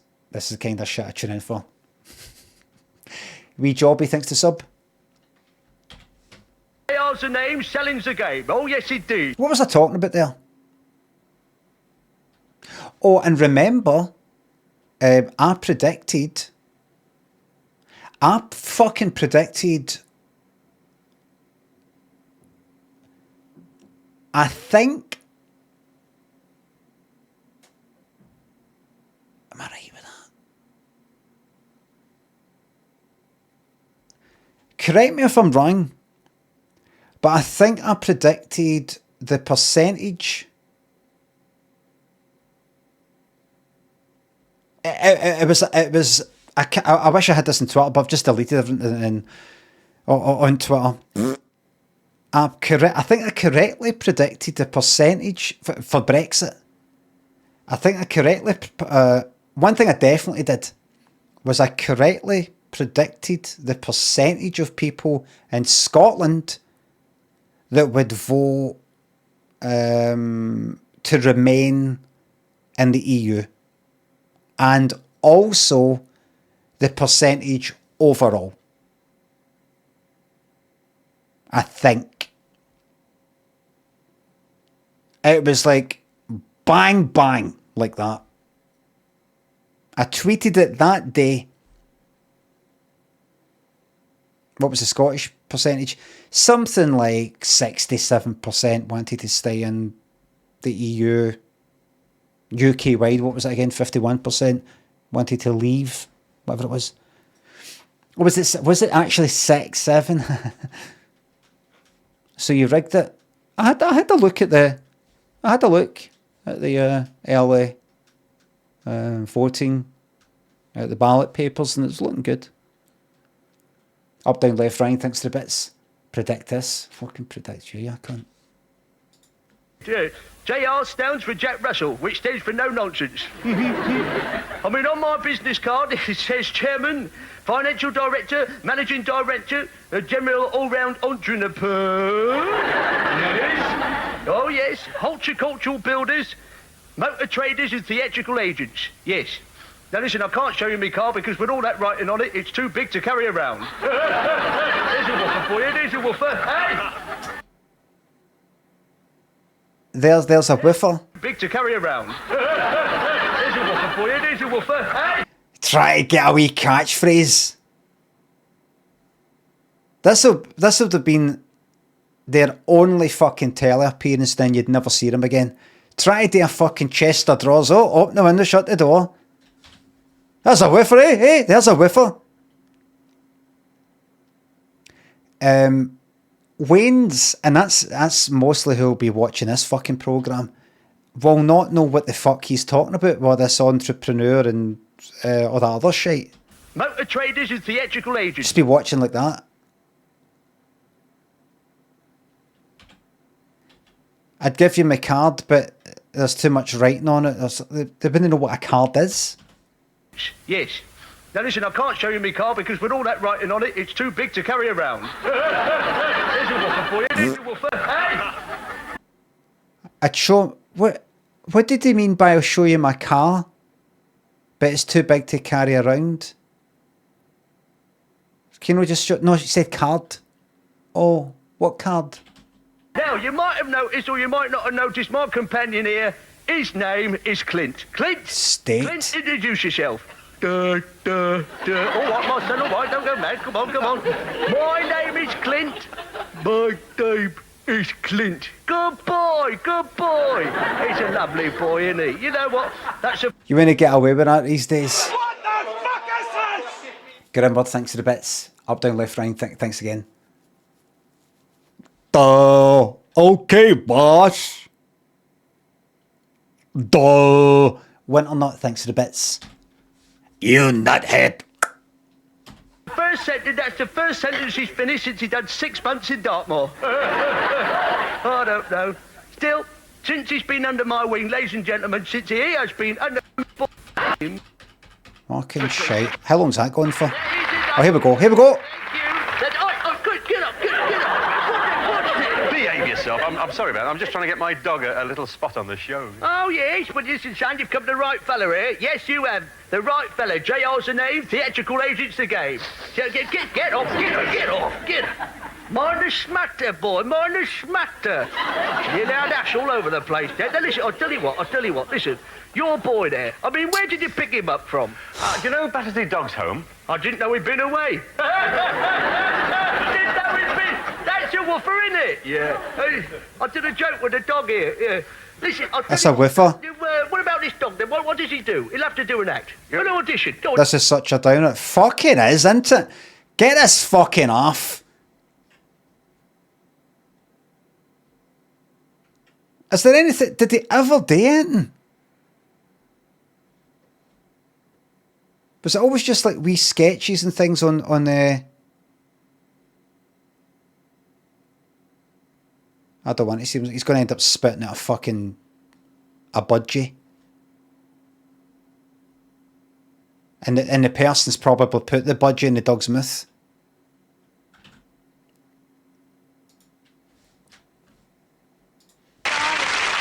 Sorry about that, everybody. You know, he's really got my taste buds going. I'm really very hungry. Hazy thinks it's up.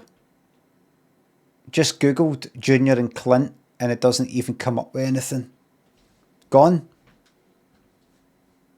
Gone like Tears in the Rain and all that. But right now, it's time to introduce another CILLA'S searchline. And ladies and gentlemen, will you please say hello to Mr. Suave himself, Gordon Burns. Oh, we're doing that now. Look, I'm fucking hiding his heart on, man. Oh, he loves all that part, doesn't he? Stop it, Sully. You know I can't help it. Embarrassing me. It's gone all hard again.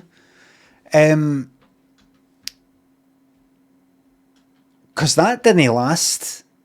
On the last episode, she went, oh, here he is. And he came walking out. Episode 1, episode 2, came walking out for the back.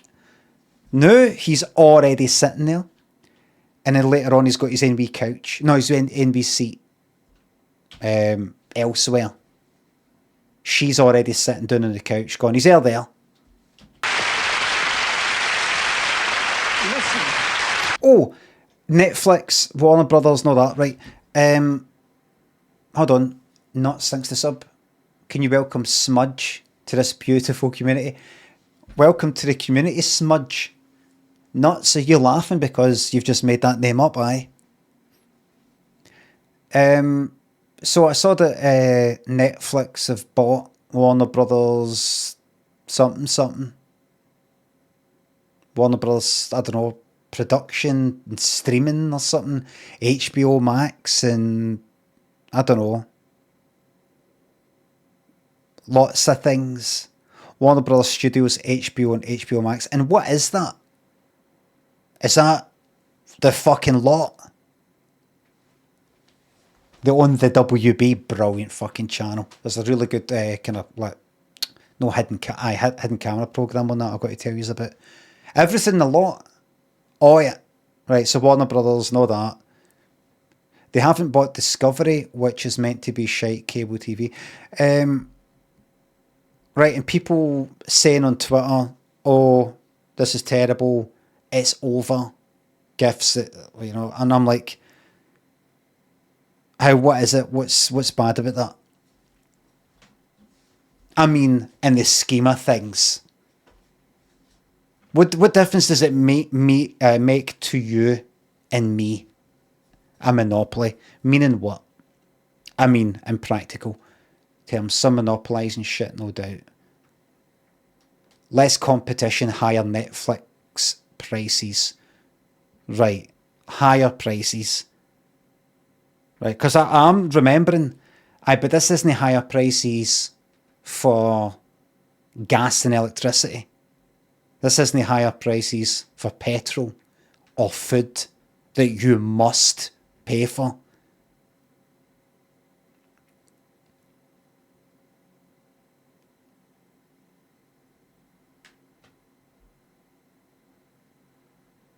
I mean,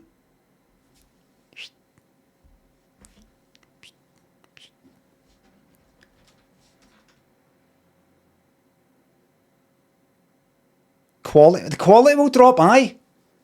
Really? Will the high quality drop to lower quality?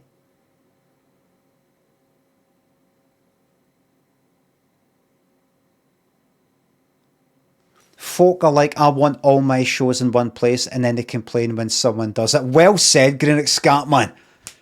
Good fucking Netflix, man, there.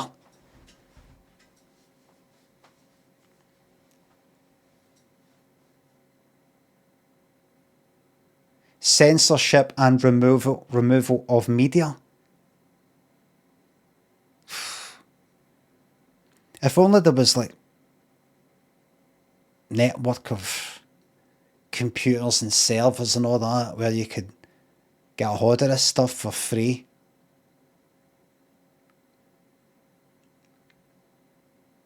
It would be illegal, of course. Like back when I was younger, if somebody had a tape, they've taped some songs off the radio, you could put another tape in the tape player and tape that tape. So effectively you got that music for free. There should be something like that, but on the internet. The genuine worry is that Netflix will stop releasing Warner Brothers movies in cinemas. Aye. That's my personal genuine worry as well.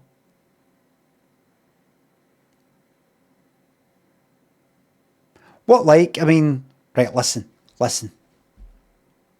Let me just say, all joking aside, the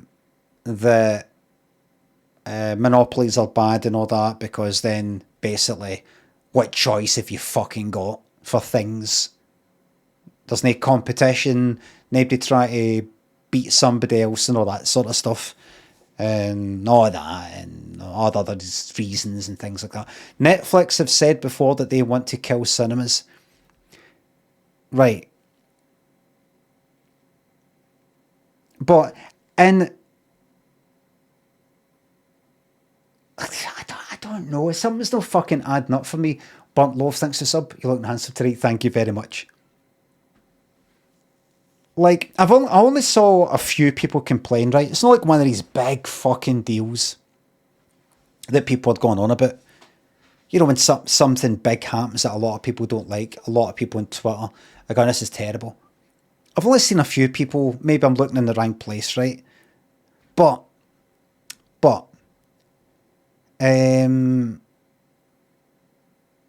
cinemas, the pictures have been in decline for fucking ages.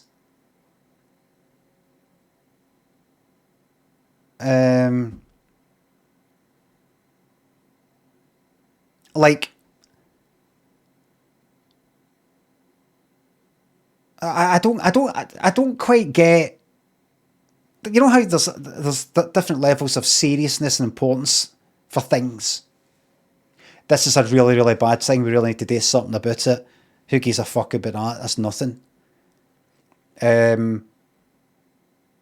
Like Spotify, people talking about, oh, my Spotify Wrapped and all the rest of it. But I mean, Spotify doesn't fucking pay the artists a lot of money and all this, and the proceeds, the profits are getting spent, invested in all this sort of shit. And that's run about, you know, like that's a kind of bad thing.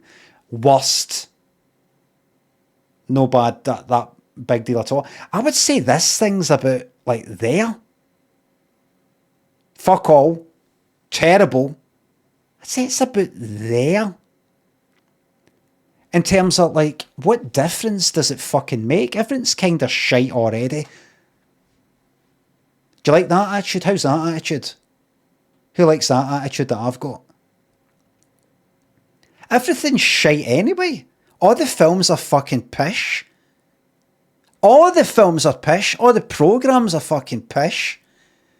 The pictures, the cinema has cost a fortune anyway. Nobody's fucking bothering to go to it because it costs a fortune for that, and it costs a fortune for that, and it costs a fortune for that, where you could just fucking watch it in your fucking house. You've got IMAX and other ones that will show stuff if you want some special experience.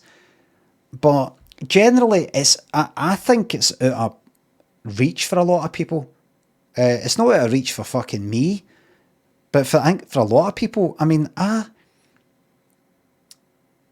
can get discounts and all this sort of shit, but it's all... Films are fucking shite, normally. It costs a bomb. You go and there's people talking and there's something up with the sound, there's a wee fucking blue dot in the screen, there's always, there'll be something.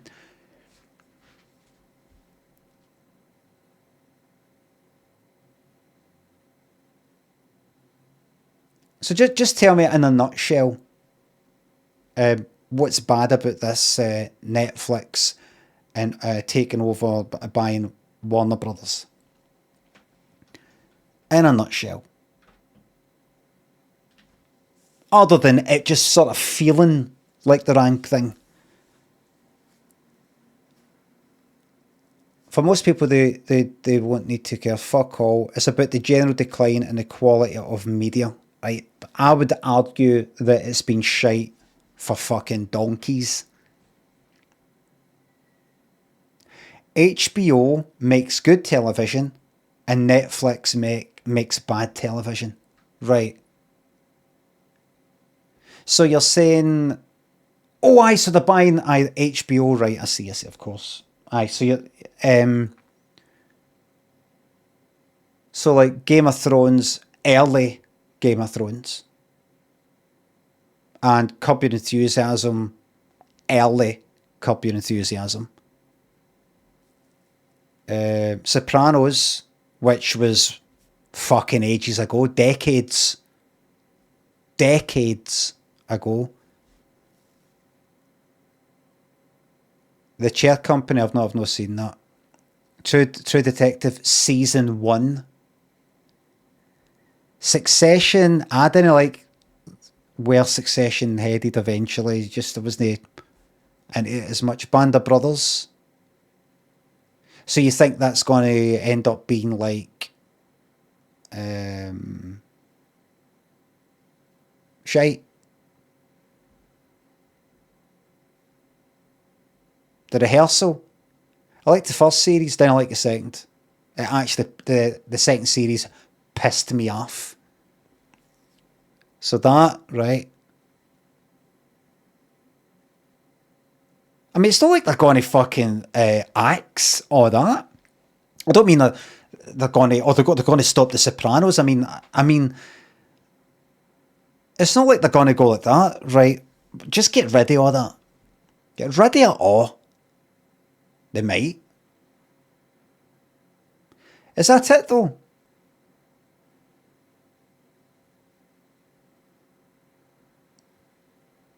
I just saw some people on Twitter saying, "Oh, that's it. It's over, and this is terrible." What is it? What are you fucking watching? What are you watching?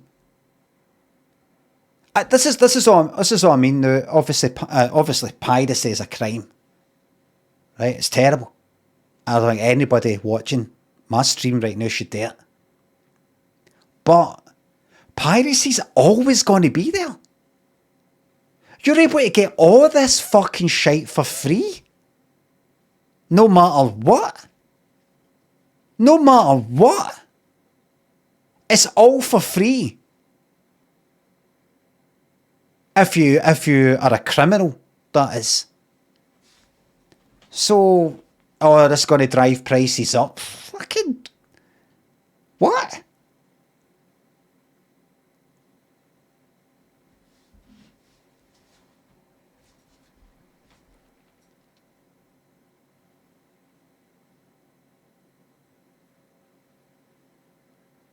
As well, thanks for gifting me 5 subs. Andrew, thanks for sub. There's a new place in Grangemouth just opened called Grill and Banter. Hope it fails. Really?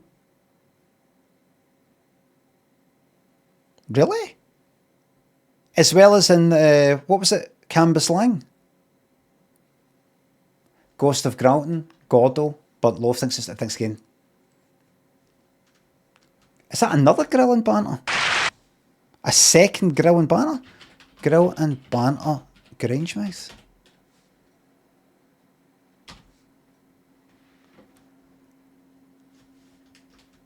I mean, obviously, Netflix taking our Warner Brothers, I'm like, oh, that doesn't sound, I don't know, is that good, is that bad? I don't fucking know. But,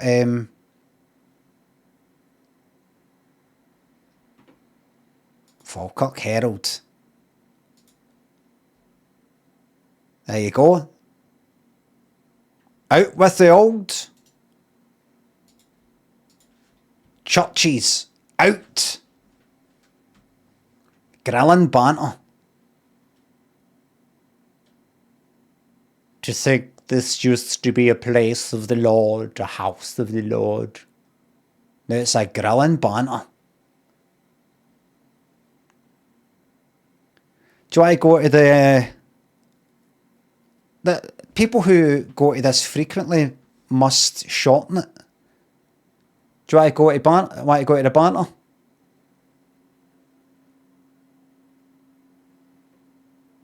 It's actually quite relevant that it's called Grill and Banter with it being in a church, because what did think of the Last Supper? That was Grill and Banter, wasn't it?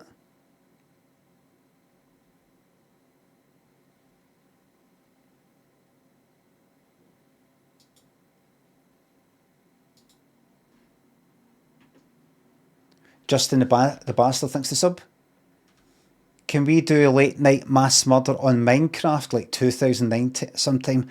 Look, just watch the old fucking videos of me playing Minecraft, right? That's in the past, right? It's in the past. Just relive it. Just tell yourself it's still happening. Remind you of all the good times. Those days are gone. You got me now. Callum. And Ghost of Gralton. Gordo. Thanks for subs. Glad you're enjoying the beard. Listen. Himself. Gordon Burns. Oh my cock. It hurts.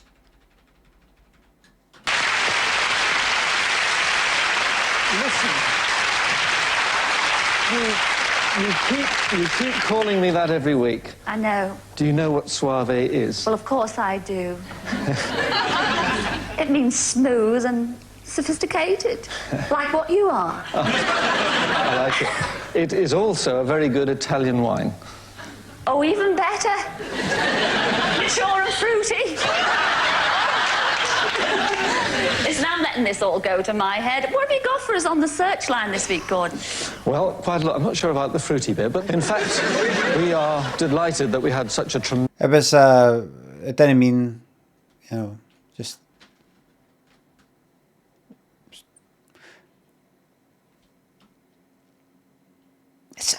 Hold on.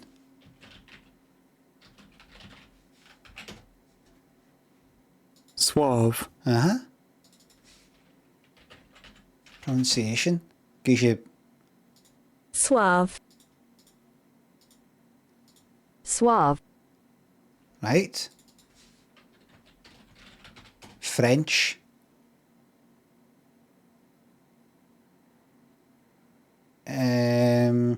Translate.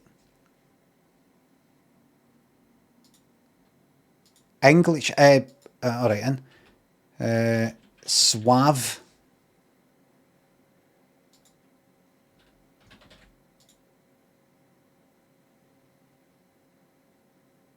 Suave. No. Suave. Suave. Really? No. Is it?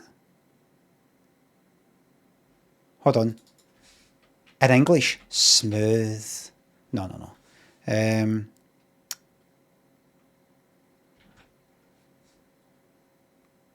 that how they bring on... here he comes. And this word, not how it's pronounced, actually in French. In French, we pronounce it suave. Suave. Pronunciation. Julian. There you are. And today we will be learning a French word that means smooth or thingy or thingy. Thanks for the bits, second base. We are looking at how to pronounce this word in English, meaning charming, confident, and elegant. This is a word that applies to a man, especially, in particular. But it can apply to other things. How do you go about pronouncing it? Suave. Suave. Right, but, Julian, how do you actually say it in French? Suave. Here are more videos on how to pronounce English words whose pronunciations aren't exactly always obvious. See you there to learn more. Bye. See you there. See you later. See you there. What? Well, that's no use.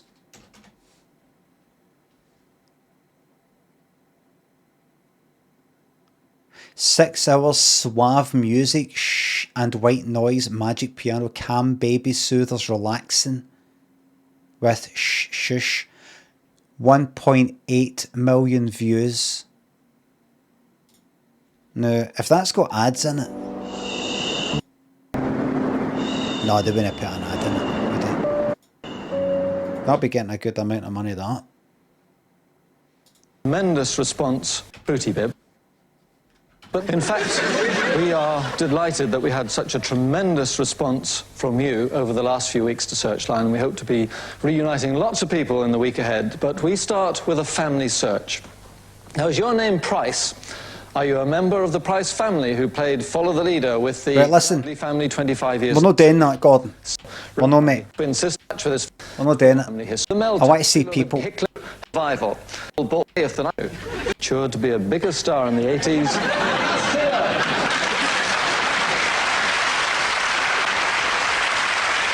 Gordon, more like Gordon. Gordon. You little rascal, you did not do that at rehearsal. Star of the she could give us a ring to. Well, now, great star of the 60s, but like all good wine, she matured to be a bigger star in the 80s. Oh, that was lovely.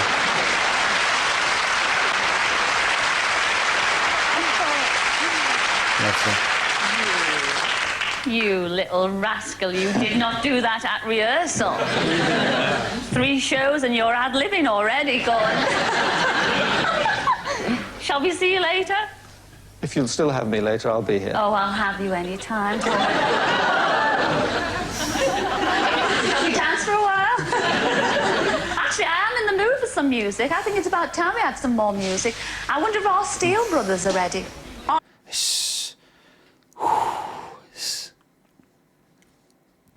We should really skip through that, you know, that could be Wayne's here, do you know what I mean? Wayne's watching, cover your eyes, that kind of thing. Just skip past this. We don't need to see this. You don't need to see just, you know, people just shagging. This just doesn't contribute to the story in any way. Are you there, lads? Are you?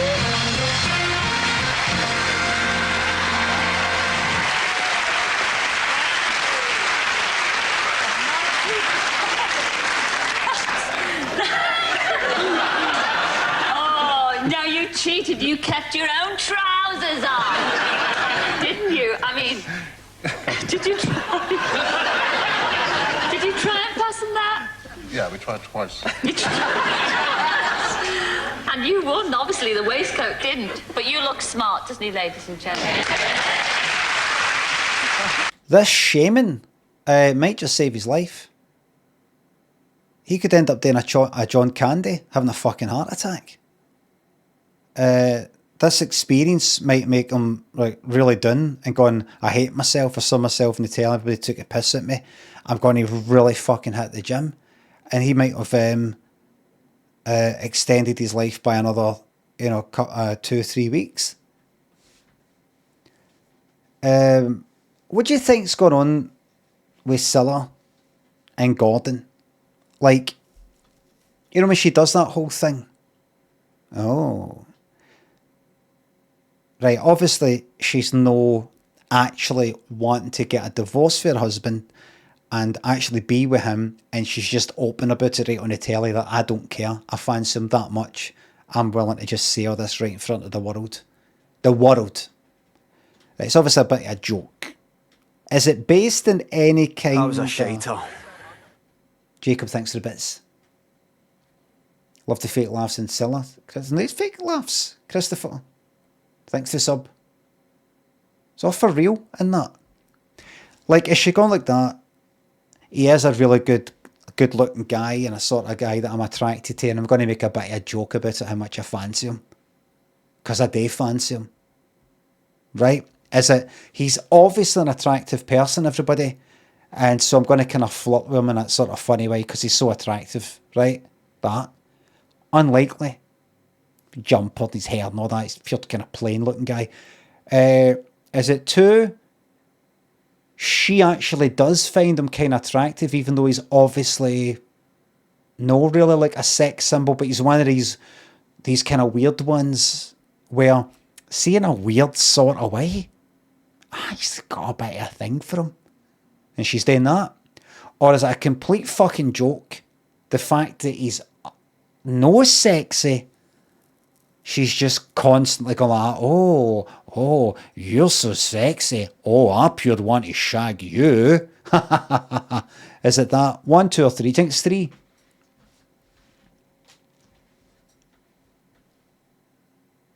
I think it's 3 with a bit of 2. Maybe 2.5. You know, you get 2.5D games. It's got a 3D kind of look, but really it's a 2D game. Huge Alice, thanks for the sub. Thank you very much. It's a power move. She's trying to fucking give him a fucking hard on so he can't stand up. I know what she's doing. Because he's always sitting down, and then she's trying to give him a hard on so that when the producer comes on, it says, right, Gordon, that's your bit finished. You want to come now? Let's move. He's like, I'm alright sitting here watching Scylla. Do you know how the bits that we saw in the last episode when he was sitting on the couch and she'd be sitting there and then she'd move on to another bit and it would cut to a sort of wider thing but he'd still be there. I think that was him going like that. Like he was meant to leave. But he's like, I'll leave later. I'm not on the camera, so I know it's just that when it cuts to the wide shot, Gordon, you're still sitting there. It looks a bit daft that you've been sitting there for 5 minutes, no saying anything. I'm alright. I think it looks better if I'm sitting there. But he's like, fucking bastard. She did that again. She knows what she's doing. She knows I've got a problem with it. And what about you, Bobby? That hairdo. Oh, it takes me back. Oh, it's lovely. It takes me back to the cabin. Tell us what you're going to sing for us tonight. We're all dying to know. Well, I picked it's one by Everly Brothers, Walk Right Back. You should know that one. I know, Walk Right Back. But do you know that, Bill? Everly Brothers, and last week, the Beverly Sisters. Raptor, thank you very much for the highlighted message. As I've said many times before, the sound effects don't work in highlighted messages. Hey, Limmy, could you wish my real girlfriend Anna a good night's rest? Anna, enjoy your good night's rest because you really deserve it. You really, really deserve it.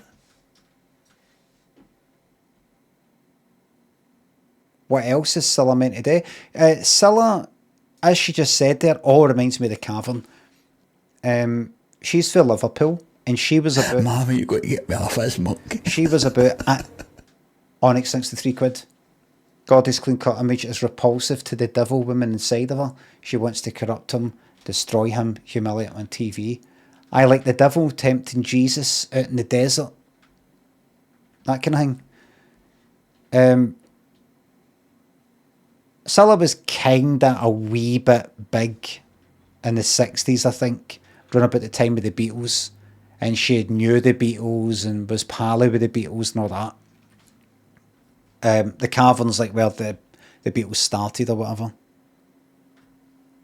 That was the thing, and she was in programmes. She had her own fucking, like the Cilla Black Show or something in the 60s or the 70s.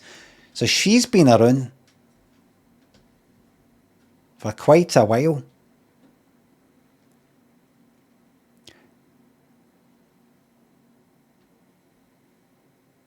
You might have to help me. You just sing along with it. But you stand by there because I am going to give you the big build-up now. The build-up that you deserve. Ladies and gentlemen, Surprise, Surprise is proud to present, together again, after more than 25 years, I give you... the Steel Brothers. Together forever. I want you to tell me why you walked out on me. This is your Friday night, everybody. I'm so lonesome every day. This is your Friday night. Those metal split microphones are disgusting. Aye, they are.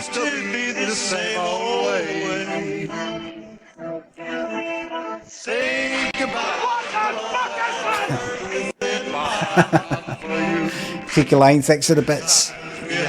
I agree.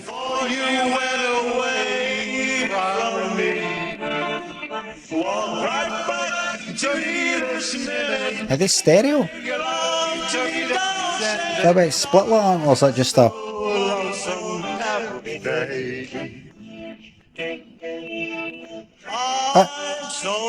What?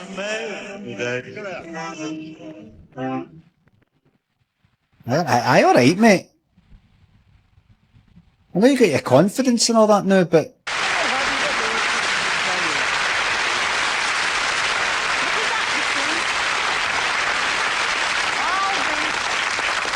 All that after 25 years. Didn't they do well, ladies and gentlemen? Yeah. Oh, I hope somebody's watching. You'll be on a diet next week. His oven ready. Did you hear what he said? His oven ready.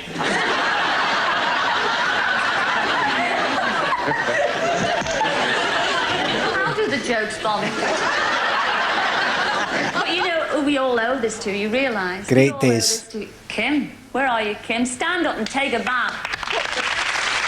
Great days. Kim, I must tell you, for all the good work that you've done getting Bill here tonight, I think you deserve a little surprise of your own. Oh, February 86, could she be meeting Aha? No, we thought that we'd spring a surprise on you, and if you turn round...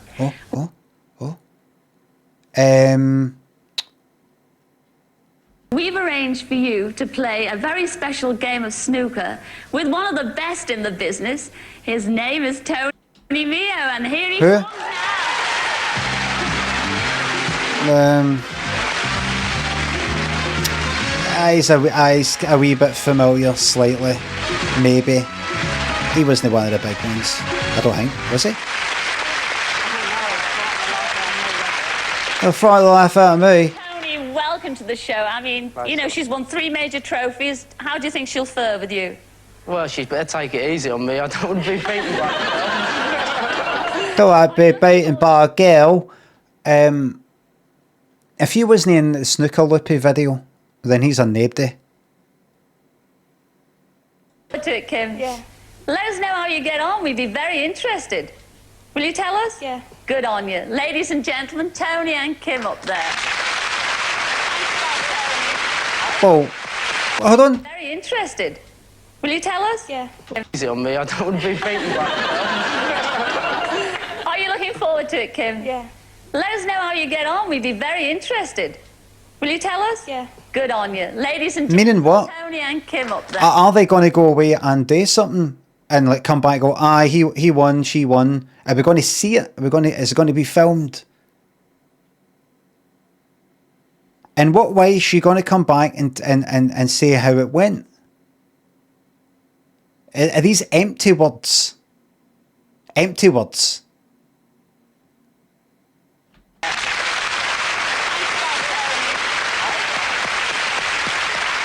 She's like that to him. She's like, so where is it we're going to play pool? And he's like that. I don't think we are. I think I've just come on, I have to say hello to you and all that. Maybe like, I don't know, you know, if you want a picture or something, and then that's it. I'm heading up the road. You know, I've been told I've just to be here for an hour, so I don't know, maybe they're arranging something for like next week or something, but no. Nothing's going to happen. We're only going to see that nothing's going to happen. I'll see you in a couple of minutes. Well done. Lies. Hello and welcome back to part 2A. I wonder how Bob's getting on with my slap-up meal. Fuck, Bob. Wait a minute. She said that she phoned somebody last week. She said, do you remember? I got somebody to phone and I said they're going to come in and cook us a meal. Right? That's what she said, am I right? And then, so here's some, I can't remember what made her introduce Bob. But then Bob comes out and then he goes away. So did I not hear it right?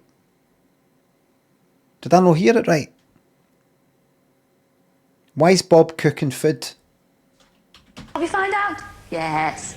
Are you there, Bob? Nobody cares. Here, Sarah, everything tastes wonderful. This is the guy. Well here.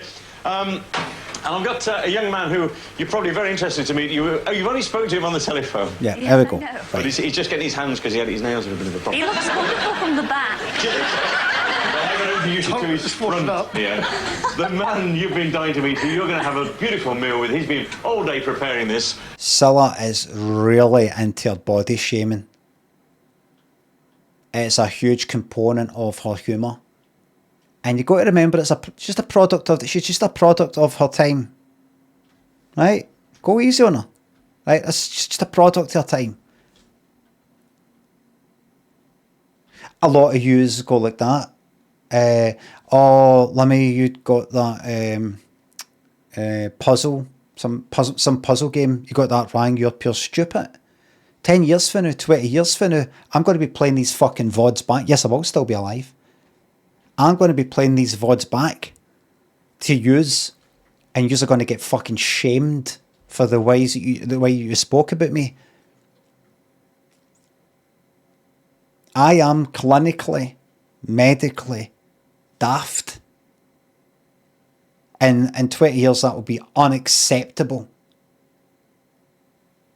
Also, a lot of people say, like I'm kind of old and bald and all the rest of it. That will be unacceptable in 20 years. And I will be saving all the chat. I've got all your details. And there will be a reckoning. There will be a shaming. The great shaming.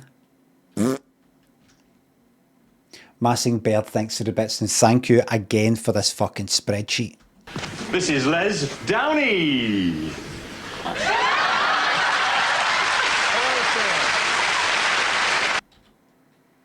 They're laughing at his face.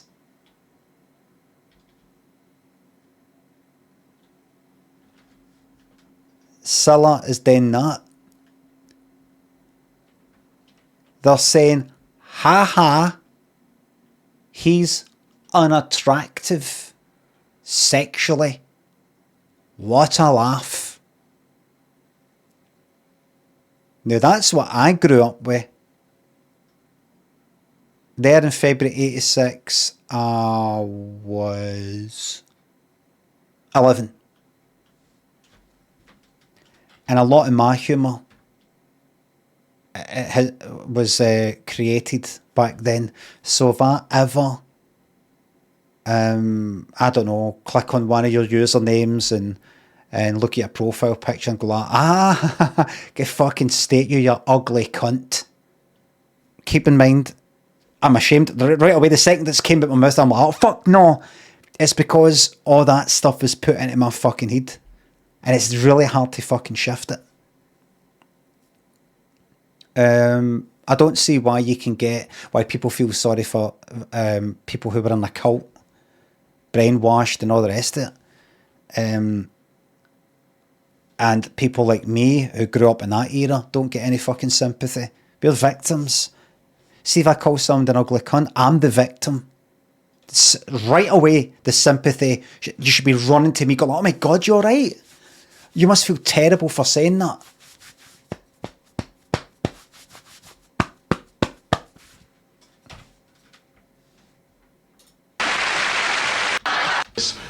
This is Les Downey.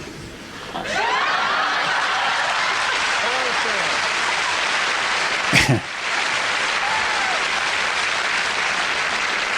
not disappointed, Les. No, I'm not. I'm glad I picked you. I'm glad I bought wife the lawnmower. Well, she would have done this, would she? Yes, you did tell me. You did tell me, actually, that you Must have been talking about a lawnmower. had bought your wife a lawnmower for Christmas. Well, it had a motor to it. Pardon? It had a motor on it. I could have bought her an own one. cheaper. Well, how's your motor working there, Les? Oh, very well. And how's the cooking getting along? Are you... Well, I'm not so sure about that. He's doing brilliantly, actually, sir. He's got the pie almost ready. You just put the top on it now. Would you roll the top out? Because he's a bit of an expert here, sir. He's surprised everybody with his dexterity. And there he goes. What does that mean? I'm not sure, but he's There we surprised are. everybody. And there it goes. Oh, God. It's a bit of a problem here. It has flopped in the middle. For an expert to come and help us, because Les doesn't know much and I know even less. But we've got somebody who is a world-renowned cook. Is that a bad thing? Aye, it's too thick. That's part of the fucking problem, maybe. Is that an issue? If it's sinking in the middle? Maybe put more filling in it, or, I mean, would that not puff up anyway? A bit. Especially with the heat inside. Bit of the heat inside, maybe kind of steam produced, raises up, puffs it a bit. But by that time, that might go hard and keep it in. Listen, I know all about puff pastry. Rough puff. I've made rough puff. I've made rough puff. From scratch. New Shape, thank you very much for the new Prime sub. Rough puff is really, really tricky to make. I'm a pastry chef. Zuzo, thanks for the sub. I made some amazing pastries. I had pictures of it and everything. I just deleted them all because I thought, oh, fuck off. Amazing stuff I made. What did you do with? Oh, I ate them. For an expert to come and help. What did I do with a rough puff? I used it for what's it called? It was for a vanilla slice, a custard slice of it. I don't know what you call it, but it was for what did I make? Was it patisserie? I don't know. Creme pat filling, and then that rough puff for the top and bottom. Not a millefeuille. And then a kind of ice and sugar top, but then with the chocolate, sort of like Eric Jackson fucking Pollock style type of thing. Or normally do that stripes thing and do the, the wee fucking cocktail stick. But I just did that kind of thing and then you cut it into slices. It was very nice. And I got rid of all the fucking pictures. Did I really get rid of all of them? No, I must have. It's because Livy says, doesn't know the name of anything. Shut up, fucking. Cast down. Livy the cast down. If you wagged your finger at anybody, so no proof. If you wagged your finger at anybody else recently,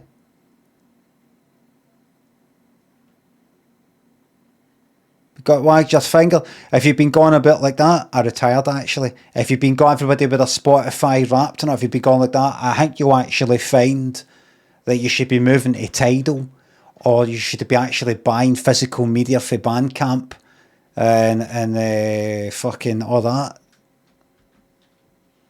This bastard, everybody, in case you don't know. Bold, Ubley thinks the sub's talented chef earned myself. Glad to hear it. Please put Snooker Loopy back on. I could play it every night. Hold on, did I really just bin them all? Did I just get rid of all the pictures? I must have just been like, oh, look, that's in the past. Fuck off. I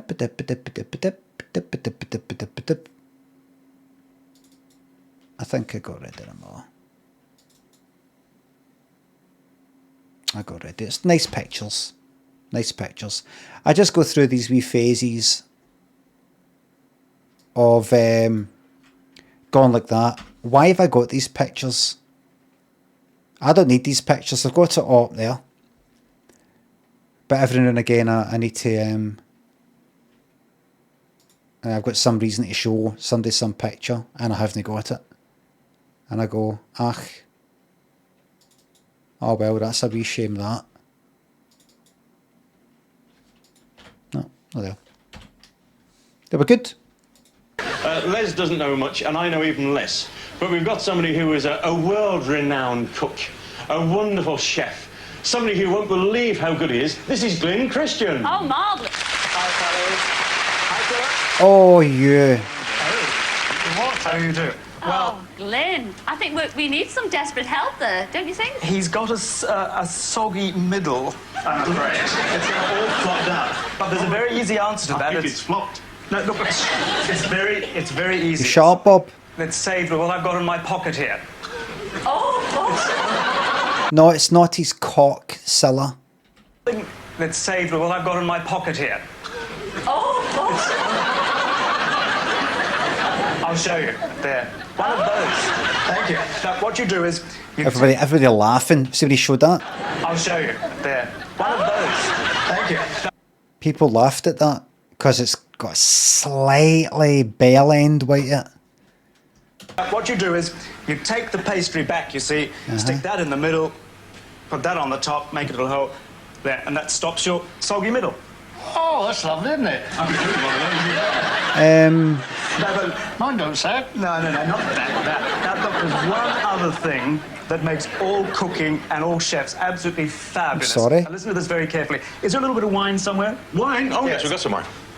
Ah, right now, pay attention because... Sorry. But... Like, I know, like, you have a hole in the middle, maybe that, like, kind of lets out the steam so it doesn't, like, not explode, but doesn't kind of, like, rip another bit, maybe. But it's really tall. In the middle, put that on the top, make it a little hole there, and that stops your soggy... Am I fucking missing something? But then, does that no go hard? Looking like that? Then you lift it off, and it's got this mad fucking shape.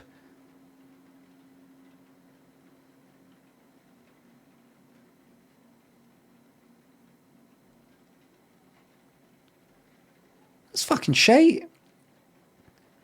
And you know, meant to actually, like sort of like, you know, cut it around the edge with a wee bit hanging there, you know, sort of like pinch it in a wee bit. If so, once that goes all hard, how are you going to get that off without breaking it off for the sides to remove the thing that's on the inside? If it's just sort of laying on the top and then it goes hard and then I mean, what the fuck, what?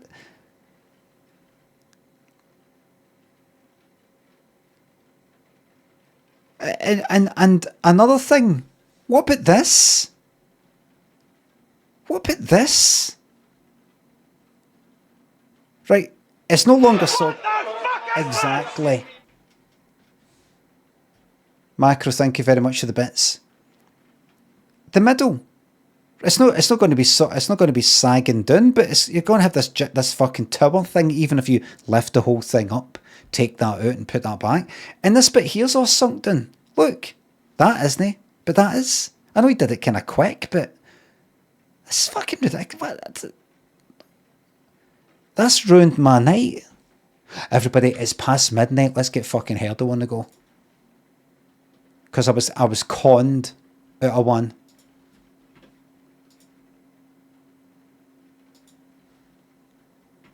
Save Heardle for tomorrow? Nah.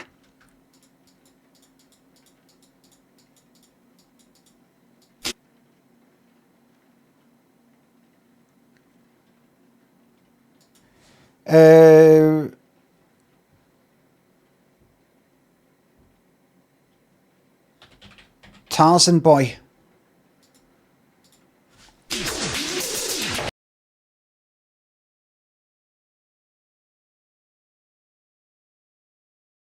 Yes. Yes.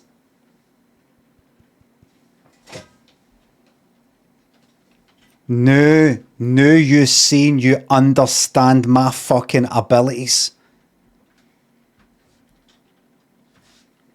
Now you see. Now you see. I was thinking it's the beginning. I thought, is that that's the way it is by Mel and Kim, but that's got. I know that one's me. It's like earlier kind of drum machine sound.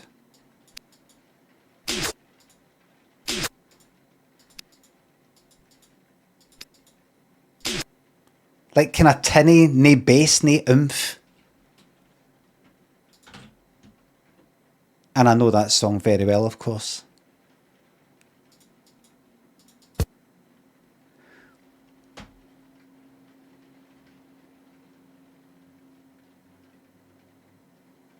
Africa?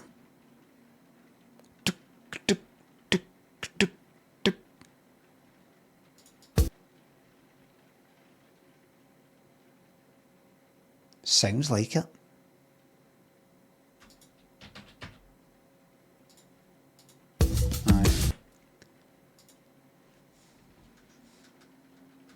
Beneath the headphones, thanks for the bits. That was genuinely amazing. Thank you very much. Walton, thanks for the sub. Yes. Soggy middle. Oh, that's lovely, isn't it? Shite, he's looking at it. He's looking at that going, that doesn't really make sense. I mean, it doesn't make sense.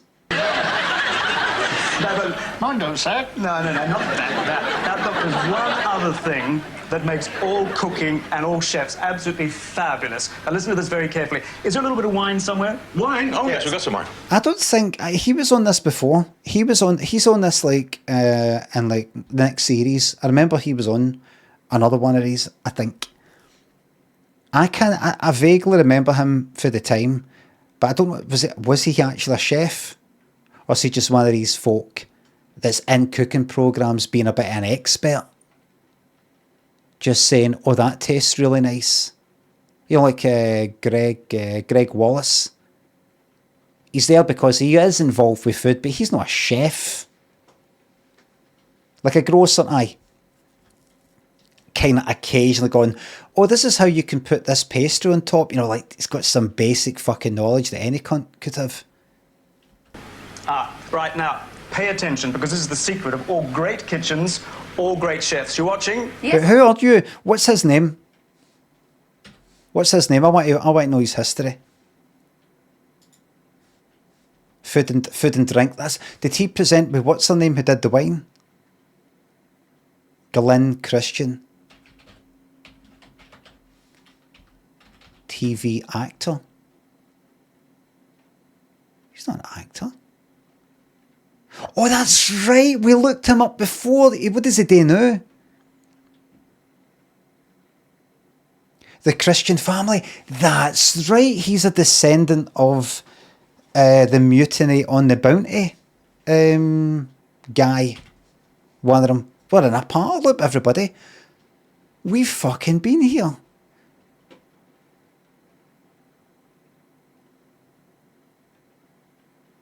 Right, work in particular with the luxurious cruise liners. Right. What did you do though? Right, 1963, he was solely responsible for writing, producing and directing some like radio and telly adverts. No food yet. No food. 60s presenter stuff. 1967 copywriter.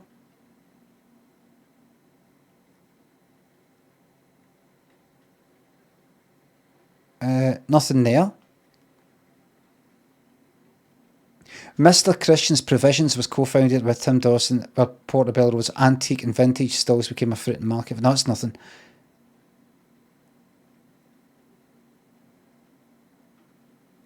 He was a pioneer selling ingredients from many countries rather than specialising. Right, so is he basically a Greg Wallace then? Selling food. Cheese and cheese making book. Right, he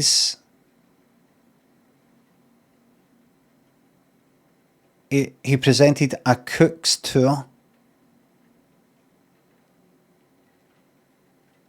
He's not a cook though. I don't think he's a cook. No.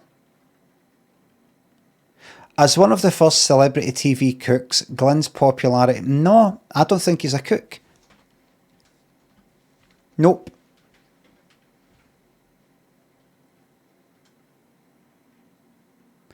On television, he was appearing as a guest with I think it's Cilla Black and Surprise Surprise. No. No, I'm not having it. I'm not having it. Nope. A little bit of wine, and then...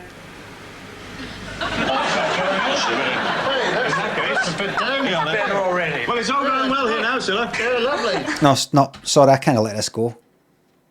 Nope.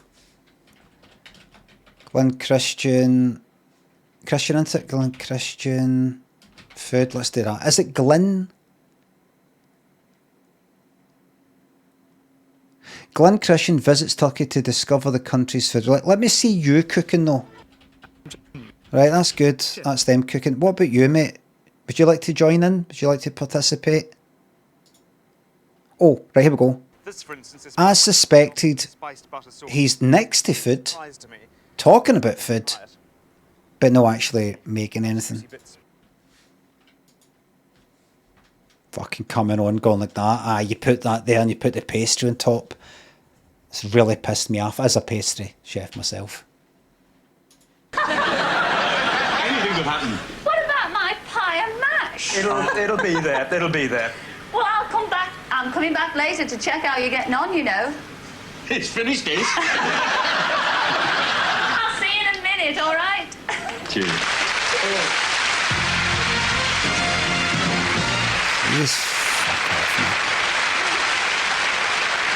Well, they seem to be enjoying themselves, don't they? You know.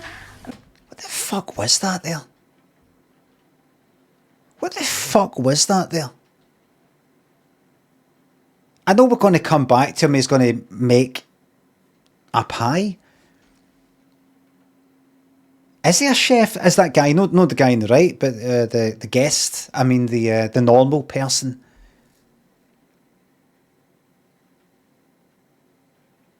Pastry. Oh, it's sinking at the bottom. He comes on. Oh, you can put that underneath. Anyway, we're going to have a wee bit of wine.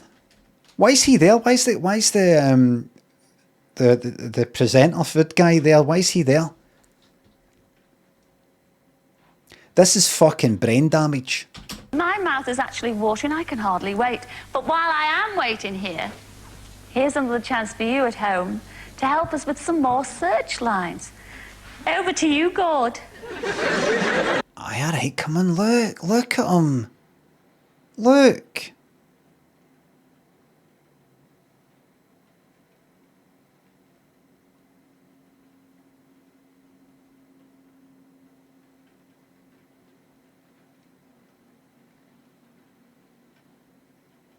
Thank you, sir. And this next item might be a little hard to swallow for some nurses who have broken their contract.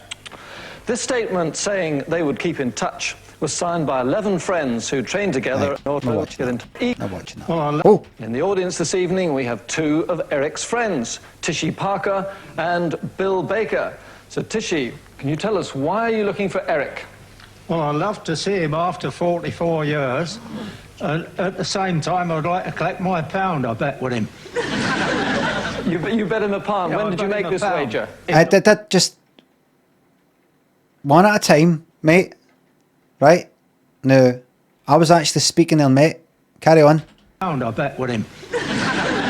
You bet him a pound. When did you make this? Mate, I said to you, bet Jimmy, whatever your name is, just wait till I ask the question. Thank you. I'm speaking. Thank you for your service, but we've got a kind of what would they call it in the army? Kind of chain of command sort of thing here. In 1941, I bet him that the war would carry on beyond December 41, and he said it would finish before. So I'm on the lookout for him. Right. So you actually financially, that's, what do you call that? That's profiteering. So you actually wanted the war to go on longer. You actually wanted that to go on longer because you would profit for it. What a fucking evil man. Evil. Look, see that vein up his head? That's guilt that did that. You're stealing all my lines because I'm about to explain that Tishy and Eric were prisoners of war together in Szublin, Poland, and they had, as he said, a wager about when the war would end. The bet was only £1, but when you earn 12 shillings a week, £1 was a lot of money. And Tishy here won the bet and wants to find Eric so that he can claim his money. Well, we worked out that with inflation, that pound has grown to £21.44. But don't worry, Eric. Tishy says he won't claim the full amount. He'll just be glad to meet up with you. And finally, a couple of quickies. That's binding, that, by the way. Legally binding. He said he's not going to collect the money. Profiteering. But don't worry if you haven't got through by then. You can still write to us at Searchline, Surprise Surprise, London Weekend Television, London, SE1, 9LT. So, as hundreds of thousands, tens of thousands, or hundreds of thousands, or however many were fucking dying a day in 1941, the day that his bet with that guy went over, in other words, he won the bet, he was fucking celebrating. He was celebrating on a day where maybe 10,000, 20,000, 100,000, I don't know, lost their lives. And during that period, darkest period of human history, he was, yes, man.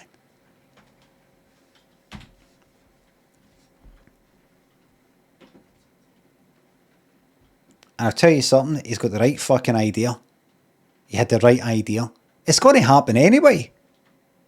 Oh, isn't that lovely? Didn't he do well, ladies and gentlemen? He's silver lining. Didn't he do well? Isn't that lovely? Didn't he do well, ladies and gentlemen? Didn't he do well? He's been fucking presenting Krypton Factor for fucking years, Silla. Poor guy's got his hand between his legs. He's constantly this sort of defensive, guarding his boss kind of stance.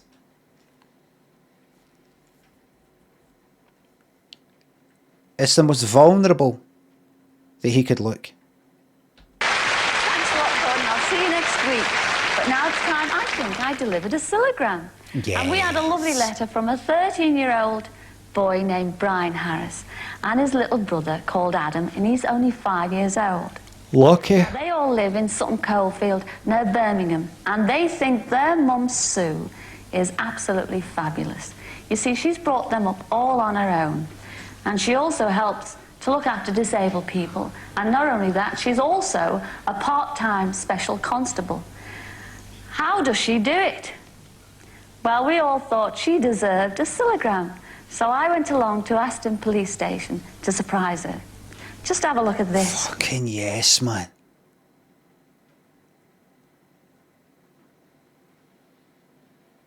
Fucking yes, man. I can't use like that A-cab or that. It make me sick. I hope yous get... I mean this in a joking, but I mean this in a game. I hope yous get kicked fuck out of one night in a game.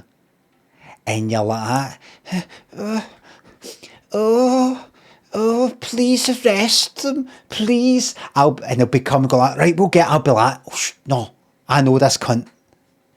Officer, you go and, you just drive on, just go and shut a party down somewhere or something. This one says, yous are all bastards. Always. No, I just mean like the system that, no, you said all cops are bastards. What I mean by that, you're alright, officer, just go, don't worry. No. And you know what I'd do? I'd also then kick your fucking cunt in even more. Because you can't phone the police, because then you'd be a hypocrite. In the game, I mean.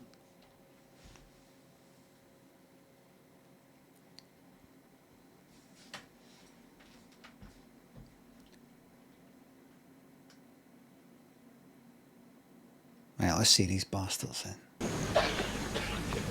Hey, shh, everybody. Shh. So,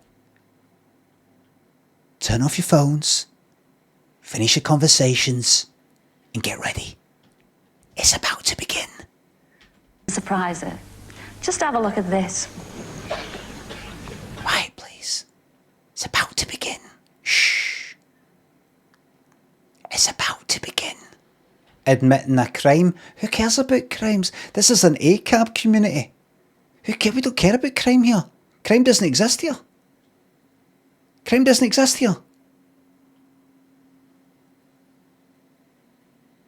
This is an ACAB community. Crime doesn't exist here.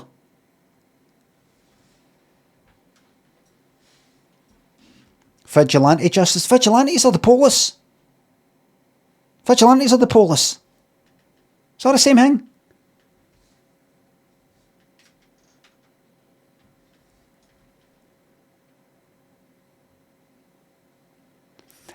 Mango, thank you very much for the sub. Let them say we're crazy. What do they know? They picked our side. No, you're right, Philip Bush. They picked our side. No. Don't help. Officer, don't help him. He called you all bastards. No. Officer, sorry for touching you. I'm not trying to go near your taser. He thinks you are all bastards. Oh no, he's picked his side. But we actually do have to help him, just this mark because no, don't. Cannibal Tuck, thanks for the sub.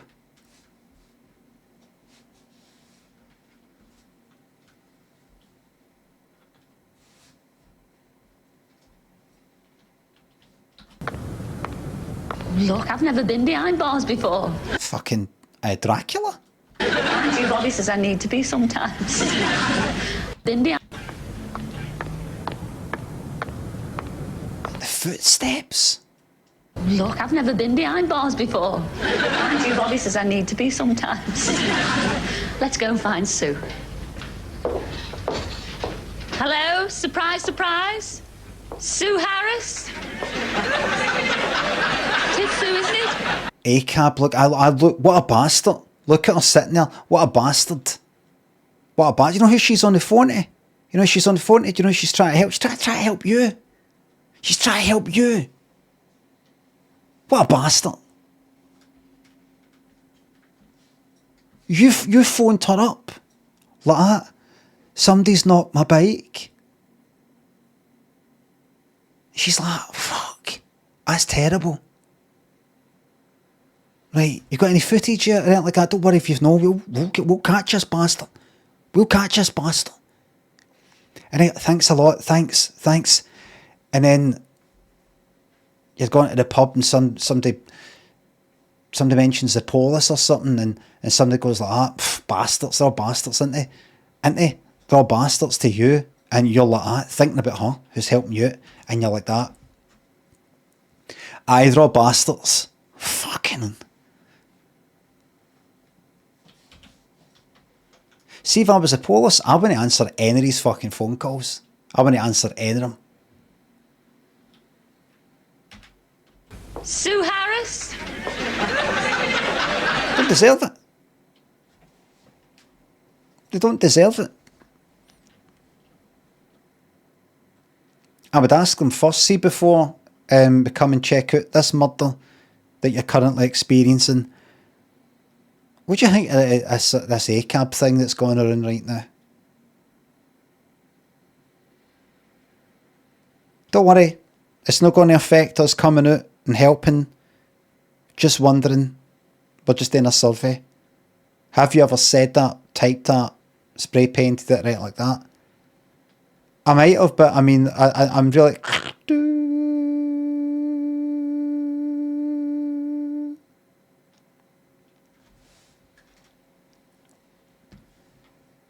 What does ACAB stand for? It stands for, you know what it should stand for? All criminals are bastards.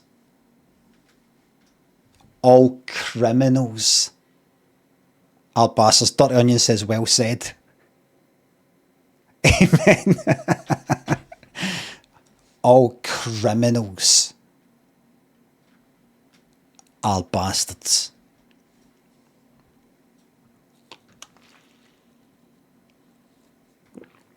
Even the knockoff Nigels, especially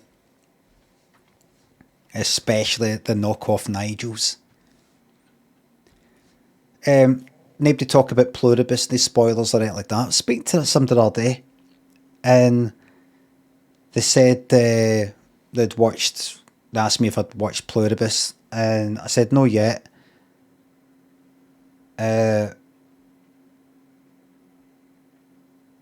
Not yet. My Apple Plus subscription is run out. I need to top it up. And they said, Apple Plus? You not got Apple Plus, have you? I went, well, of course. Why else are you going to watch it? And they went like that. He's down with it. I went, what? I said, just down with it. It's fucking Pirate Bay. I don't speak to that person anymore. I didn't make a big deal about it. I didn't go like that, we're not friends anymore. I just went, all right, I'll look into that. I made my excuses, just said, oh, listen's out of time. That's it. Deleted them off my phone. Everything. And they should be grateful that I've not reported them for theft.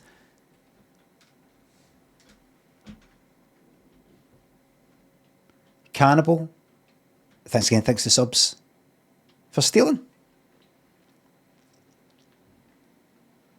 People talking about, oh, this Netflix taking their buying Warner Brothers things good. You know why Warner Brothers had to sell?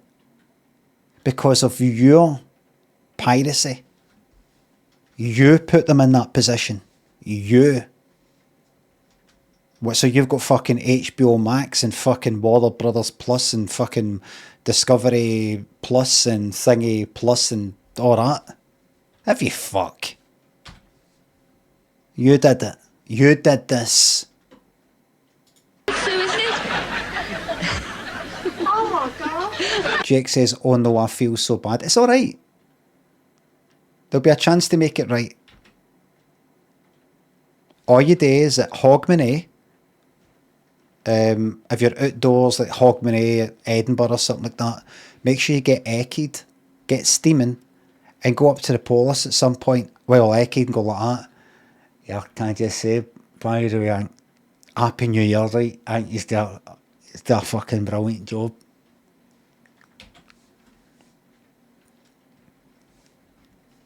It's Sue, isn't it? Oh my God. He won't help you now, Chuck. You've got somebody on the line. Hello, Chuck. Could you call back later? This is Cillery from Surprise Surprise. All right, love, ta-ra then. See how I'm taking care of it? I'm going to kill you. All right, love, ta-ra then. See how... Right. Some guys have came round and chopped my son's fingers off. They said he stole something that he didn't. Could you send somebody in? Got somebody on the line. Hello, Chuck. Could you call back later? This is Cillery from Surprise Surprise. All right, love, ta-ra then. See how I'm taking care of it? The gangsters in my area, they said that they think that my husband has grassed them in for something he didn't, but they came round and cut his tongue out. Could you send somebody in? You've got somebody on the line. Hello, Chuck. Could you call back later? This is Cillery from Surprise Surprise. All right, love, ta-ra then. See how I'm taking care of it? I'm going to kill you. We'll put you in jail for that, you know, Sue. Oh, this is definitely. Shall I tell you all about it? Yes. You have got two most marvellous children, your Brian and your Adam, is that right? Well, they've written me a super letter saying that they've got an angel, literally an angel for a month. And they want me to deliver a special Cillagram just for you today. How do you feel about that, Sue? Right. We've got an early 1986 instance of saying literally when it isn't literally. She's not literally an angel. Great. And they even chose the song. Do you want to know what it is?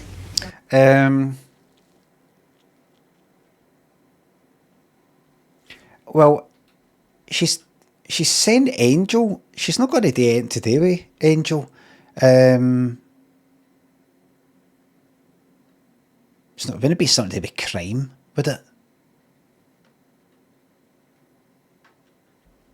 It's Angel by Madonna. Oh. No way. You're an angel. You're an angel.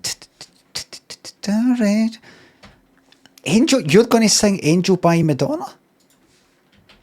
I don't even think that was one of the big ones as well.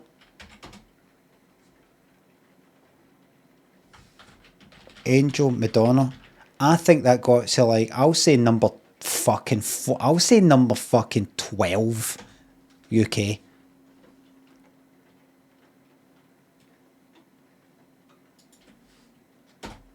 Right, I was told this is the better ad blocker.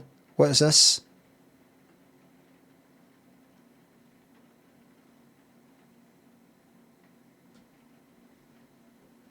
Angel, Madonna song. Weekly charts. UK, number 3. I don't remember that being big at the time. But then again, I was only 85. 10. Yes, man. It's still going to do it today. I guess who's going to help me? Who? You're Brian and you're Adam. Rascal? No, they're not. The little rascal. What are you going to do to your Brian, your Adam? I'm going to kill him. I'm gonna kill him. Said in a house of the Lord of Law, an actual police station. I'm gonna kill him. That place, that whole place should like blow up just like instantly when something like that happens. A bit like Googling Google. To be in a police station and say, I'm going to kill him, a police saying it, that should cause the whole thing to melt into the fucking ground. That should cause like a black hole. That's incredible. But at the end of the day, what are they going to do? Phone the police? They are the police. I'm going to kill him. Well, we've got a special day lined up for you, so let's go, so come on. Yes, man. Flying high, standing on a cloud. Every time you're around, and the sadness disappears. Every time you are near. Ooh, you're an angel. Ooh, you're an angel, baby. Ooh, you're an angel in disguise. You see it in your eyes. Looking down a crowded avenue. Fucking Rocky. All the faces seem like nothing next to you. And I can't hear the traffic rushing by. Just and I can't hear the traffic rushing by. Fuck. Just the pounding of my heart, and that's why. You got to remember, it's 86. It's different time. Ooh, you're an angel. Look at this fucking country.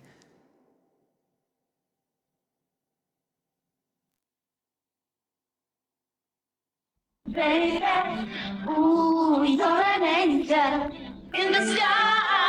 I can see it in your eyes. The most miserable fucking looking country in the world, man.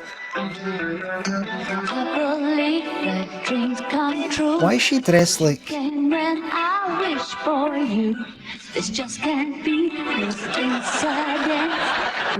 She's with a Dracula here. This makes sense, is that? Ooh, you're an angel. Ooh, What the fuck is she wearing? I don't mean her on the left. in the Sorry. What the fuck is she actually wearing? Just a big sort of green coat with the green trousers and a fucking green bow tie. Is that a green bow tie? A fucking bow tie? True, 'cause you came when I wish for you. This just can't be just inside it. The only way No, it's black. this makes sense is that what the fuck is that? Fasten to the 5.6 the bits just done. Ashina, watching you, pal. You can do Sekiro if I can have cut. I fucking canny. I fucking canny.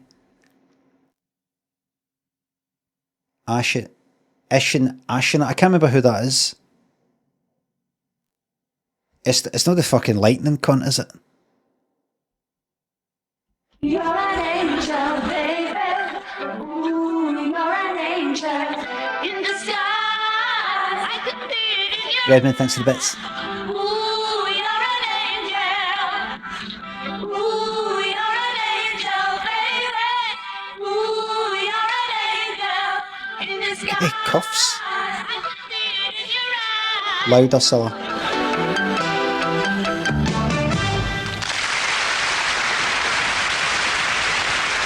That's how... Redmond, thanks. Crow, thank you very much for the fart bits. That's how the Madonna one should end.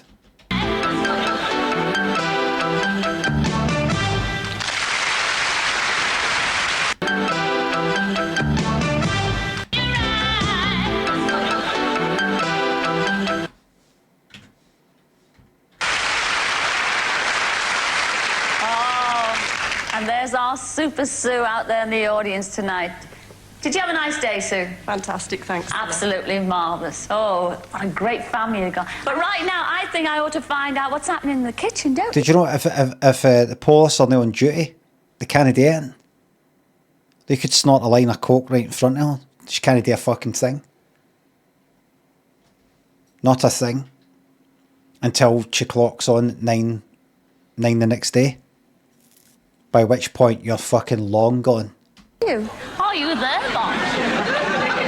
Oh, my goodness. No problems here at all, Cilla. Everything's going fine. It's all good. According to plan. As they say with all good television chefs, we have one in the oven that we prepared earlier.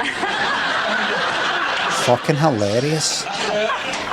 Bonkers, thanks for the bits. More on the floor if you'd like. We're not using that at the moment. So, Les actually is working on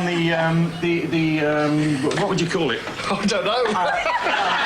It's more of a... Right now, it's more of a soup. I think we can save it, though. But it's we've got a few minutes, haven't we? actually, but it's going to be very, very nice, though. Yeah. I don't like gravy on my meals, I don't. I can't even make out what the fuck you're saying, mate. They're trying to make this a thing. They're trying to make this a hilarious fucking interlude. It's fucking pish. Nothing's happening.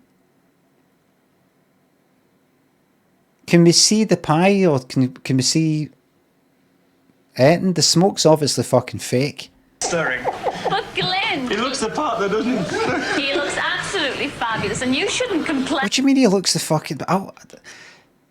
I'm that close to punching that fucking monitor. Ain't there, Les? You're getting it for nothing. Cool. I should think so, this. He doesn't take a lot of advice, I can tell you. But Glenn, I know you've got an extra surprise for them there. I know you're all fooling about in the kitchen over there, but you have brought a very special pie, haven't you, for us? There's something to eat, yes. You'll be all right. You'll be all right, dear. Well, that's what they promised me, and we all think you're absolutely smashing. You're a great sport for taking part in this. I mean, I promise you, your reputation hasn't really gone up the swanny. I'm very happy to hear I'll tell you what, I should take that motor off that motor that I bought the biscuit.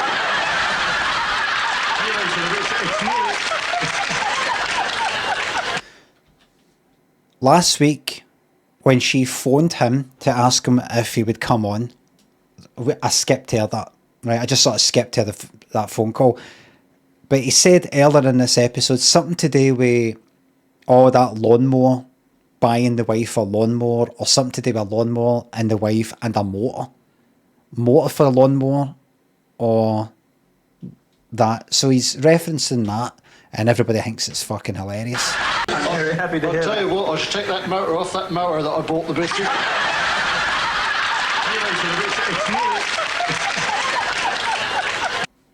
See, if only we had listened to that phone call for the last episode, we would have been fucking pissing ourselves at that.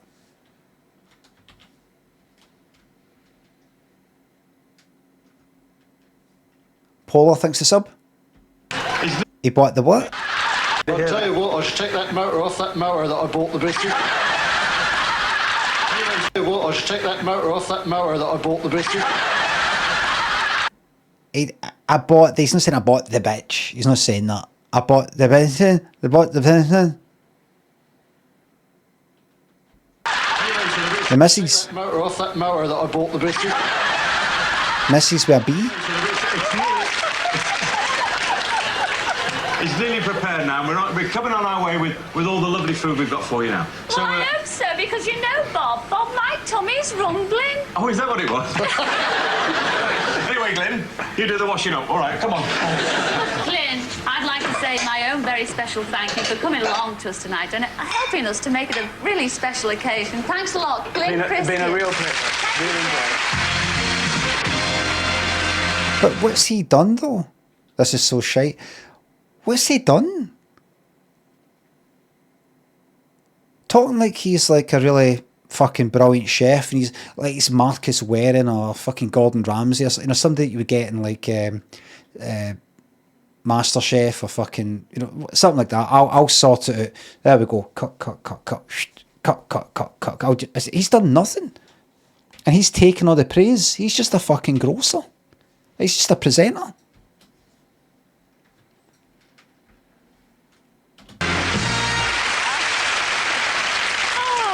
While they're taking a break, I think I better take a break too. So I'll see you in a couple of minutes. See you then.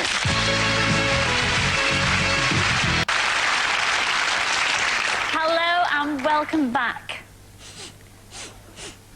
Is it my imagination or can you smell food? Do you know, I think my nosh is nearby. So, switch off your phones, finish your conversations, and get ready. It's about to begin.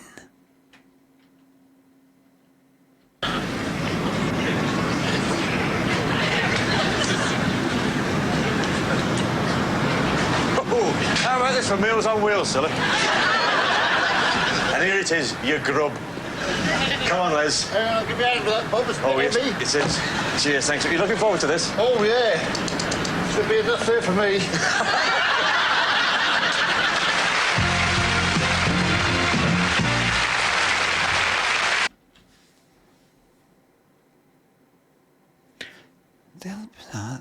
About half an hour ago. Program is maybe filmed like at the course of, like it's a 1 hour program, maybe filmed at the course of 2 hours, maybe 3. Are we really meant to think that they've started that, made it, done it all, and it's already in that time?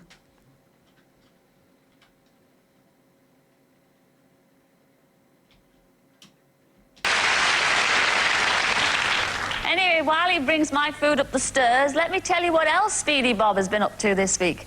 Lorry driver Bill Hanshaw's wife, Chris, wrote us a letter to say that her husband was a proper little bragger.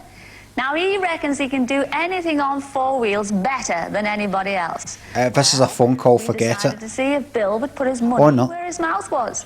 So we sent our Bob along to sort him out. Have a look at this. Bob, Bob, Bob, Bob, Bob, Bob, Bob. Bob here on another highly sane and sensible surprise mission. Believe it or not, you probably won't, but here goes anyway. I've been secretly hidden away on the back of a container lorry driven by Londoner Bill Hanshaw. And at the moment, I reckon we're in about the middle of the countryside, but it's impossible to tell. Hopefully, in a minute or two, he should arrive at his destination before I get any more bruises. And yeah, good.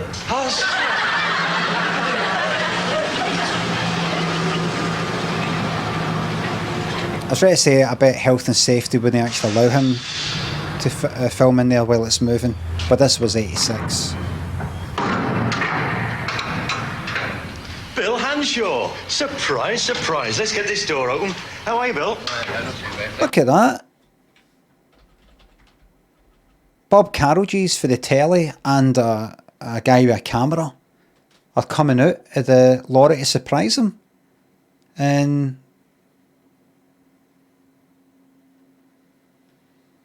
guys like that. Alright, Bob, how's it going? Okay. Nice to see you. I'll come down here and meet you. Come and turn around here, because, surprise, surprise, we've been stuck in the back of your lorry all the way from London. I'll tell you, it's very uncomfortable and very dirty, but never mind about that. Now, your wife, Chris, you've got to blame, because all this about having a delivery to pick up or deliver here is all rubbish, Bill. You can blame her, because, surprise, surprise, she's told us that you think you can handle anything on 4 wheels. Is that right? Well, I don't know how to drive. I don't know about good. Well, you and I are going to have a little challenge. Now we're here at Brands Hatch, right? To see who is the surprise, surprise king of the road. Ready for anything? Yeah. Let's do it. Wonder what happened. They turn up, they go, right, so we're going to be filming a wee surprise. It's to do with this whole thing that you've been bragging about how you're brilliant at everything. So somebody's going to come out the back. I want to tell you who. Is it Bob Carroll's? But I want to tell you who. But open that door and you'll get a wee surprise, right? But, you know, it's about that, right? So, you know, do you think it was that? He's obviously been fucking told, obviously knows all about it.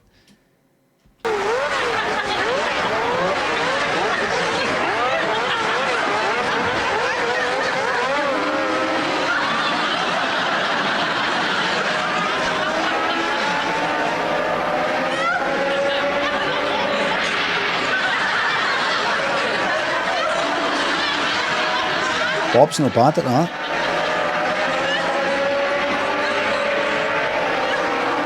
Oh, that's the guy. So he is good at that. Oh, that's Bob.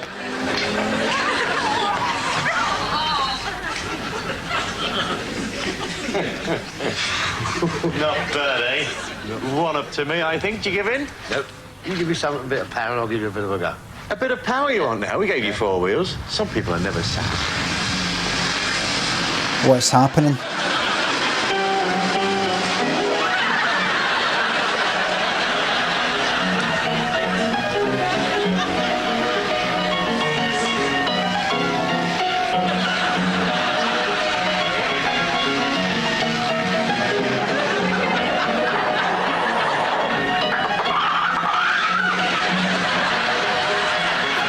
What did you watch last night? Back in '86, what did you watch last night? Watch it good. I watched this. Watch Surprise, Surprise. Any good? So what happened in it? There was a guy that a kind of guy that I didn't watch last week's, but it was a guy that Cilla must have phoned or something like that. Got him in as to make a pie.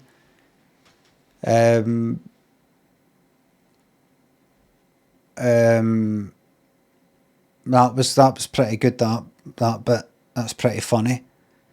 And there's one guy that's kind of like boasting all the time about being good at something his wife felt like that, or his colleague or something. But like he works at Brands Hatch, gave him a big surprise. You should have fucking seen this when Bob just jumped out of the lorry. The back of the lorry, I think the guy works with like emptying lorries or something. You should have seen the look in his face when Bob jumped out the lorry with the cameraman. And then they did this driving the boot thing. Skateboard bit. No, fucking... Was it good? Really good. Really, really good.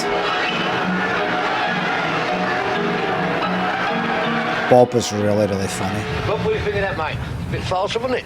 Well, it was all right. I had a chicken problem. Well, tell you what, how about something a bit livelier? You want something really meaty? Yeah. You won't beat me because I'm not doing it. No way. If you want something that fast, I'm getting a stand-in driver. I'm getting a stand-in to help me. Driver! No way, it's Nigel Mansell. Come here, with me. You wanted something meatier. Well, I'm certainly not going round in one of these. This is a Formula Ford. So, Bill, I'd like you to meet my replacement driver. Bill, this is Sterling Moss. Oh, well, my old favourite. So, the one who's fast on four wheels, huh? Yeah, supposedly. Well, yeah. let's have a race, but keep it clean, huh? Well, it's Billy number 3 on the left, Sterling in number... He was a big deal, wasn't he? Not a good sign of Limmy showing. No, it's because I'm relaxed and enjoying it. A legend. What makes Sterling Moss? Is it Sterling Moss?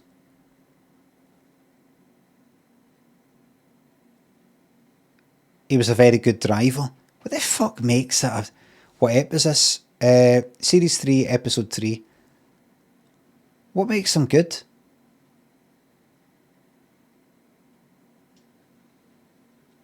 No, I recognise the name. Surviving. Is it all strategy and all that? And they're off.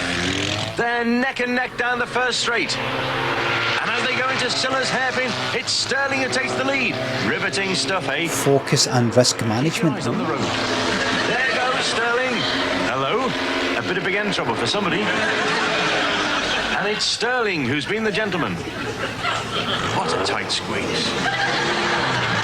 This gives a whole new meaning to the word pit stops. Yes, and it's Bill who rolls Fucking health and safety, eh? in to take the checkered flag. Sterling limps home. I think his trouble was wind resistance. And who can blame him? The champion! So if you could just sit on his head and then give him a big kiss. Steady, Bill. I think he's excited.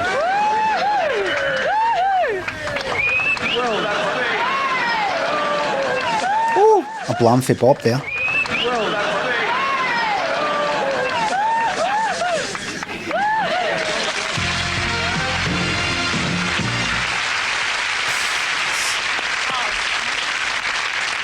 And wasn't it exciting seeing Sterling Moss all over again? Oh, did me out the power of good. I don't believe it. Would you believe this? My food's actually arrived and here it comes now. Sugar Sip, thanks to the bits. Thank you very much. We made it, Cilla. About time too, but hang on a minute. Where is my blind date? I'm a desperate woman now, Bob. Right, round the back, waiting for you. Is he really? Come on, Les. Your meal's ready.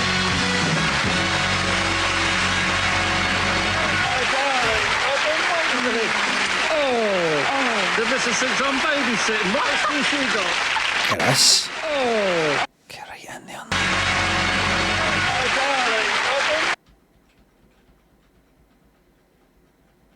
Oof. Oof. Oh. Fuck. Fucking hell, man. That's a good stuff, isn't it? Daniel, thanks for the subs. Thank you very much. Come on, have a seat, sir. Did you hear what he said? He said the missus thinks he's babysitting. What excuse have I got? Well, you do look at. How do you use this? Well, we'll let you know as you go along. We're not getting the He's a lively cunt considering he's just a non-me. He's not a celeb. soup for a start. That's your soup spoon there. Is it? Oh. And I think that's your... What? Oh, I don't know what that is. But I mean, when in doubt, you know, use anything and just pretend, you know, that you're really suave and everything. Do you want to know what you're having, Cilla? Let's have a It's look. something rather special. It's viande en croûte avec la sauce béarnaise et pommes des épiles. Also known as pie beans and chips. What's that in English? It's actually pine mash. Oh, so there's that thing. Well, that looks absolutely delicious. lovely, doesn't it? Now, wasn't Glyn good? There's that thing in the middle. Oh, he's very good. Yes, he was very good.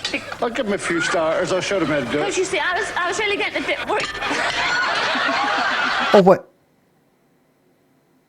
Right, obviously that's a bit of a joke with the thing there, but is that meant to be kept inside? And you just sort of cut her in it?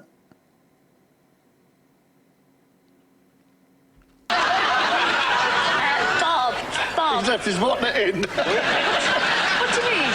You've added the channel tunnel, that's the pie What do you mean tunnel. he's left his what not sorry. in? That's your side salad, sir. You got a sack. You had to watch Surprise Surprise last night. Bob was in top form, man. Bob is genuinely exhausting to watch. I'm sick of it. Malcotron thinks the sub beard's looking great. Thank you very much. Cheers. Daniel, thank you very much for the sub. Oh, I've still got the rest of the show to do, Bob, so be careful of the frog. Well, it certainly smells good. What's that, Betty? Hang on, missed a bit. Oh, that really looks nice. The audience is envious, so. I'm on a diet. No, that'll do, Bob. I'm really on a diet. And, oh, there's the gravy. So... Before you start, Julie. Yes? Just a moment. What's happening now?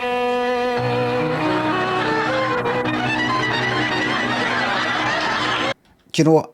There was about 2,000 viewers earlier. Now it's 1,740.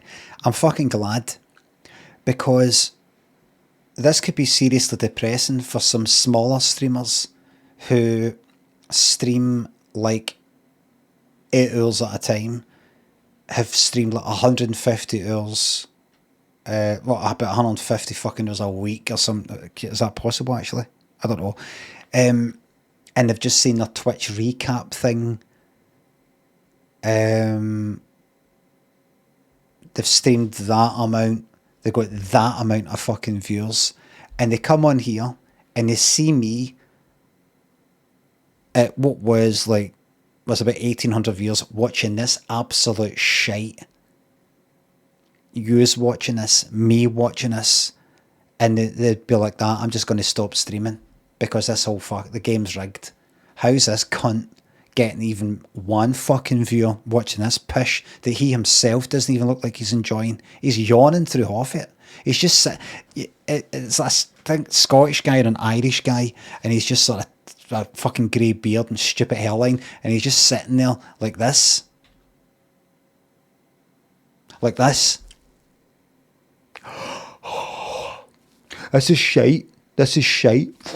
I hate that guy. God, what's she like? This is shite.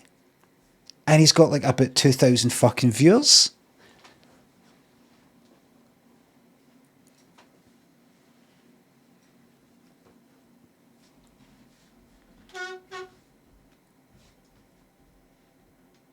It's quite sad because people are watching him because obviously he used to be on the telly and they're hoping that he'll say something funny, and he doesn't. Scotch Miss, thanks for the sub. Can you say fit like to Camilla? Camilla, fit like. And he does wee things like somebody says, oh, can you say fit like to Camilla? And they're just like that with the money. They're like that with the money. Going to say fit like to Camilla? Like that? Money, money, money, money, money, money, money, money, money. And you can just tell that he's probably fucking loaded and it doesn't make him happy. He just sits there with his face tripping him, miserable. And there's people out there with fuck all, knocking their fucking pan and trying to get viewers who are desperate, and they're smiling, they're happy, even though they're fucking skint. And he's probably fucking loaded, and he's like, oh, shut up, you made a spelling mistake in the chat. You made a spelling mistake. Or you said you're instead of you're. You did an apostrophe there, but you don't need to. The whole thing's fucked, and this whole latest thing with Netflix buying Warner Brothers. Fuck. Watson and Amy thinks the subs and bits.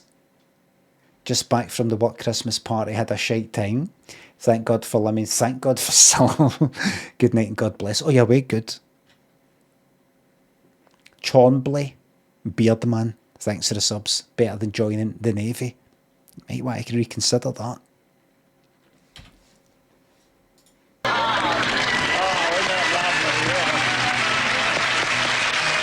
Professional streamer. Love this, thanks to the bits. Thank you very much for the pro bits.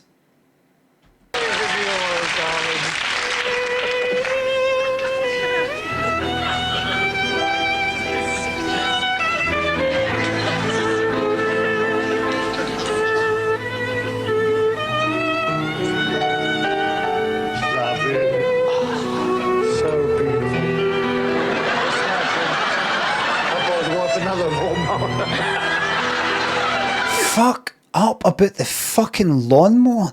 What? He said the thing. He said something. What the fuck is this? Sugar Sip, thanks to the bits. He said another thing about the fucking lawnmower again. Another lawnmower.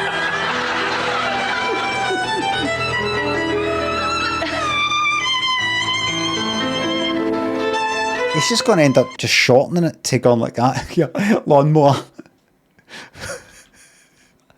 Sal, did you hear me? Lawnmower.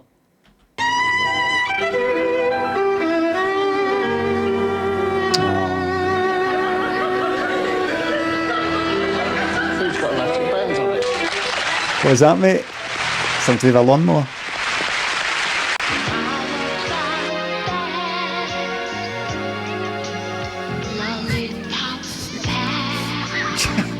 Thanks for the bits. This is a difficult watch. It fucking is. This is a dreadful. This is one of the classics, this, by the way.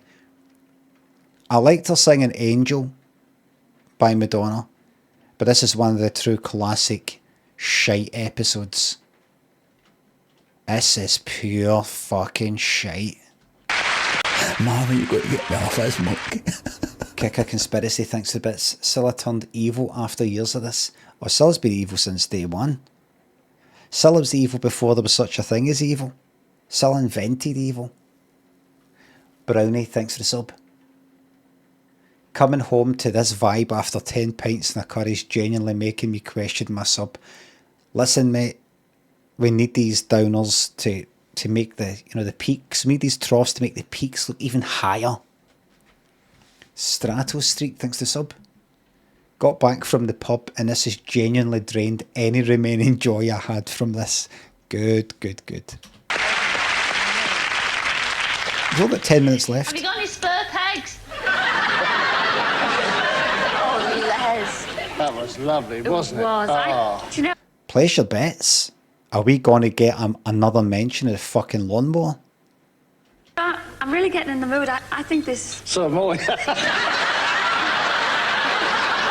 Now, Les, all this started, Les, didn't it? I know this is very romantic, but all this came about all because you wouldn't take your wife, June, out to dinner. Is that right? Well, I've been married to her for 30 years. It's a bit old stuff there, isn't it? Oh, that's not... You know, continue eating, don't let me... No, but seriously. No, it's great. Brilliant woman.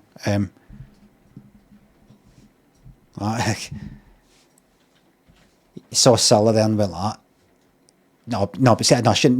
Maybe I shouldn't have said that. Bit of old stuff. Well, I've been married to her for 30 years. It's a bit old stuff there, isn't it? Oh, that's not... You know, continue eating, don't let me put you on. No, I just... I didn't mean that, I just... Well, it's a funny thing you should say that, Les. Because, surprise, surprise, you haven't cooked this dinner for me. You're going to... Come on, let's look.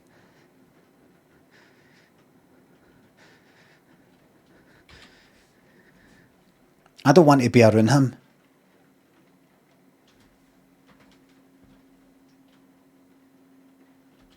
Because, surprise, surprise, you haven't cooked this dinner for me. You're going to share it with your wife, June. I bet he's got a cunt of a temper. Can you hear me? People clapping.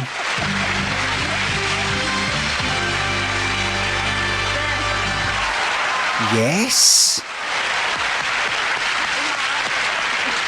He doesn't look happy.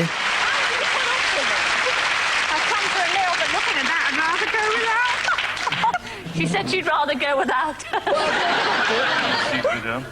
You look absolutely marvellous, June. But what do you think I about could all even this? fancy her myself.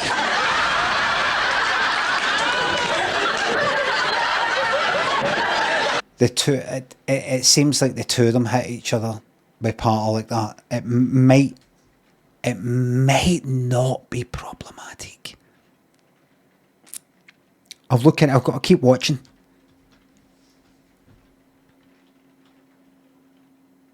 You know, for all we know, I mean, she did say, you know, don't know, you know, fucking rather go with it. I heard her say, I think I'd rather go with it, you know, if I have to sit in front of that fucking face, that ugly face, she said. Did you hear her? Marvellous, June. But what do you think I about could all even this? fancy her myself. She laughed. I tell you what, I don't think she needs any food, but I do, Robert. I think they need a little light refreshment here, don't you? Monsieur. What was... You? Monsieur. What?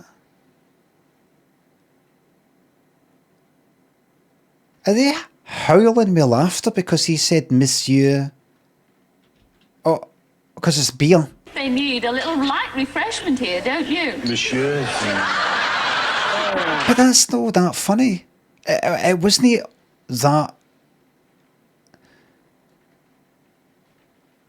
Someone thanks to the sub. I can't believe anybody's subbing while watching this. Someone, thank you very, very much for that.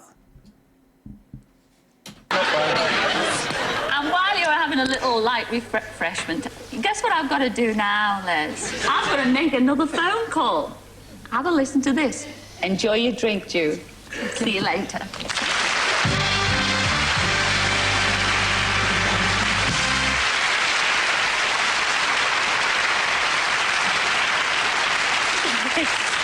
I don't know whether to peel it or eat it. I must tell you about our surprise phone call this No, week. I'm not having a phone call. We've only got 7 minutes left and you should be making a fucking phone call, Scylla. We've got like 7 minutes left in the episode. Phone call is going to take about 5. Leaves you about 2-3 minutes for the fucking, the main event. S. Bowman, thanks for the sub. Thank you very much.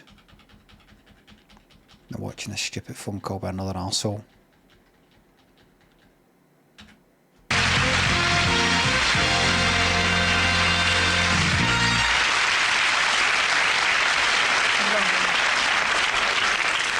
Well, I shall look forward to meeting Lee and being his assistant next week. But now... So that's what'll be in the next episode. Somebody called Lee, and she's going to be his assistant. We've nearly come to the end of this week's show. But before I go, we've got a special search line to tell you about. And for that, I need the help of Mrs. Jean Russell. She's in our audience tonight. Where are you, Jean? And there she is. Jean, could you come and join us? Right, so this isn't a big deal then. She knows, right, so she knows and everybody knows that she knows and it's all fine. Have a sit down there, Jean. Now, Jean, you wrote us a very touching letter. Brownie, thanks for the bits and the fuck off, thank you very much. I mean, you wrote to us asking us, please, please, please, could you find my half-brother Brian? Is that right? Yeah.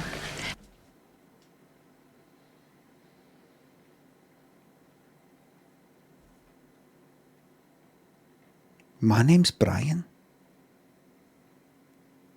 No, but I'm not in Australia. She's 40 years older than you. Uh-huh.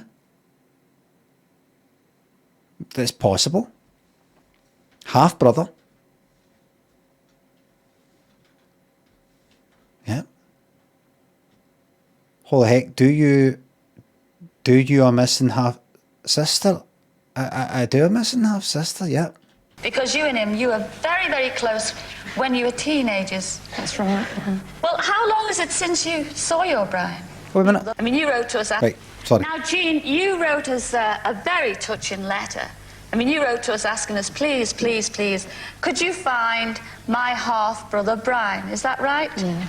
Because you and him, you were very, very close when you were teenagers. That's right. Well, how long is it since you saw your Brian? 20 years. Is it 20? Is that all?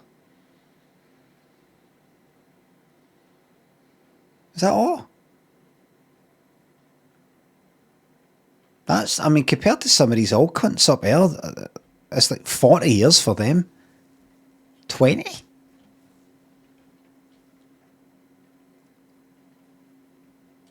That's nothing. 20 years? Well, you see, I know everybody out there watching tonight, especially the Searchline, you won't be able to help us on this because Well, you haven't seen him for 20 years, and the reason why is he's in Australia, isn't he? Yeah. And Oh, what's... That's the... Where's Australia again? I keep asking this, I keep fucking forgetting. Where is Australia in relation to the UK in terms of... Is it like... an eighth around the world, or a quarter of the way around the world? Is it 100 miles away, couple? Almost the whole way? Really? It's like almost the other side of the world for where we are.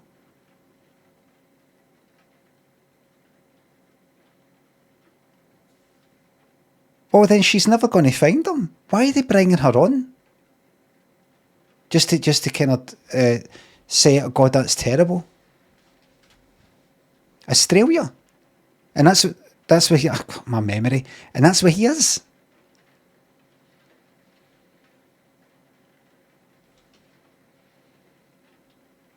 Don't know if you're able to. How would you even communicate with somebody who's there? How would you, cables go all the way around the fucking world? Just project something onto the fucking moon and hope that he can see it at the same time? You have to go there and just start looking. That's a shame. That's a shame. this is the whole reason why Gina's come along to the show tonight. Gina's come here to make a special appeal for Australian television, for Brian to get in touch with her. So last episode, they had somebody come on at the same part of the programme, the end. Go, well, we've got your, whoever the fuck it was, thingy, in Australia right now, on the phone. Crack like, oh, hello there. Aye, that's me in Australia. Aye, oh, listen, well, I have to go and get my dinner or go to work. Right, bye. And now they're doing this, they're doing the lying thing again. So, what camera is it? Camera number 2 there. So you see that one with the light? So just say into that camera there, I know he's here. I pretend I didn't hear that. Just look at the camera there, and this is going to get put on Australian telly, and this will help. This will get put out to everybody. This will be in every living room, on every television. What you're about to say, this will get broadcast live right now. Whatever they're watching right now will be interrupted. So it's just that camera right there. I know he's behind there, because you do this all the time. Okay. Send them back. No, if you're not going to play along, we want to play along. Is that right? That's right, yeah. Yes, and you haven't seen him for over 20 years. No. Well, we did our own detective work, Jean. And you don't have to do an appeal on Australian television. We found your long-lost brother. Yes, we have. He's in the Victoria State Graveyard. Unfortunately, 3 years ago, he was hit by a train. Unfortunately, was pushed. There's some right fucking nutters out there. He was pushed in front of a train. He survived for 2 months in a great deal of pain. Pain and train. Here, I'm a poet, I didn't know it. Sorry, where was I? The brother you haven't seen for over 20 years. Here he is, straight from Perth, Australia. You're Brian. Come in, Brian. Aye, all right.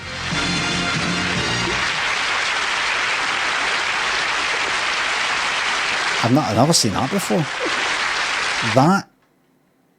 That is the least distance from coming from backstage that I've ever seen in a cuddle. Come in, Brian.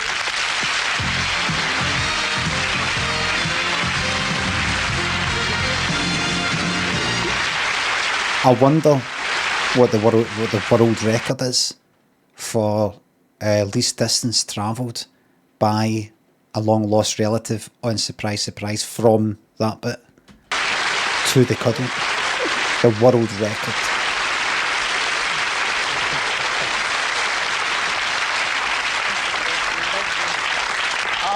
isn't this marvellous? Gee, are you happy?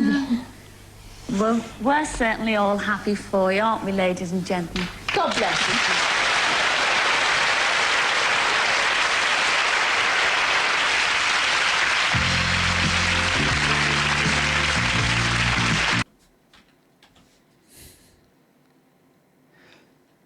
I've not seen my half brother for 20 years since I was a teenager.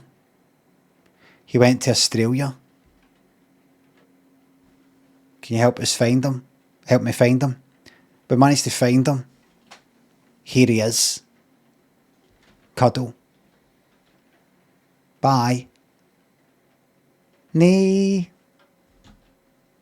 See, because of that stupid fucking banana phone call that went on for probably 10 minutes there.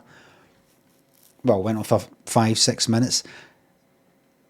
No time for any backstory. No time for any... So how did you get split up as teenagers? No, she wouldn't actually, I should say. And he got split up because he decided to join the army, didn't that took him there?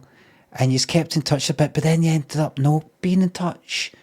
And you didn't know what to do, and the address that you'd moved away, but you've lost your contact details, and it was all bad, and you tried to find him, but you couldn't, and then you tried again, you couldn't, and we actually heard that he tried to find you. You know, we managed to find him, and he couldn't, but then we lost touch with him, and he's gone, just went dark. And then something was spotted. He was spotted, CCTV, face recognition, spotted him, and then he was gone, just like didn't exist. Checked the computers, just like ghost, CIA stuff. And then we were just like ready to come, talking about it at the back. This poor woman's out there, and we're meant to have the brother no there, and we went like, I mean, who's that cunt working in the fucking canteen? Guy working in the canteen, serving, you know, just like that, you know, with kind of scooping the beans on. That's your fucking brother, like, you cunt. Are you Brian Thingy? That's nothing. Happy for you, aren't we, ladies? 20 years. Especially probably 20 years, and the reason why is he's in Australia, isn't he? Zero backstory.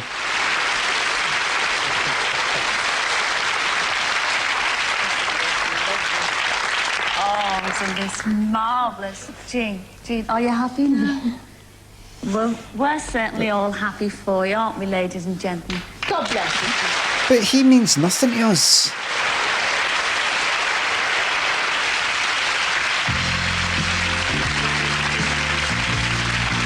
He means nothing to us. That they may as well have just no shown it and just told us about it. There was somebody who was looking for a brother that she's not seen for 20 years. When it's a teenager, he moved to Australia for reasons that we won't bother going into. Found him, managed to find him, and big cuddle, and he's really happy. Some of the reunions, some of them are that short, but normally it's kind of, you tried, but you know, lost a phone number, lost an address, and you thought that was it. Build it up, build it up.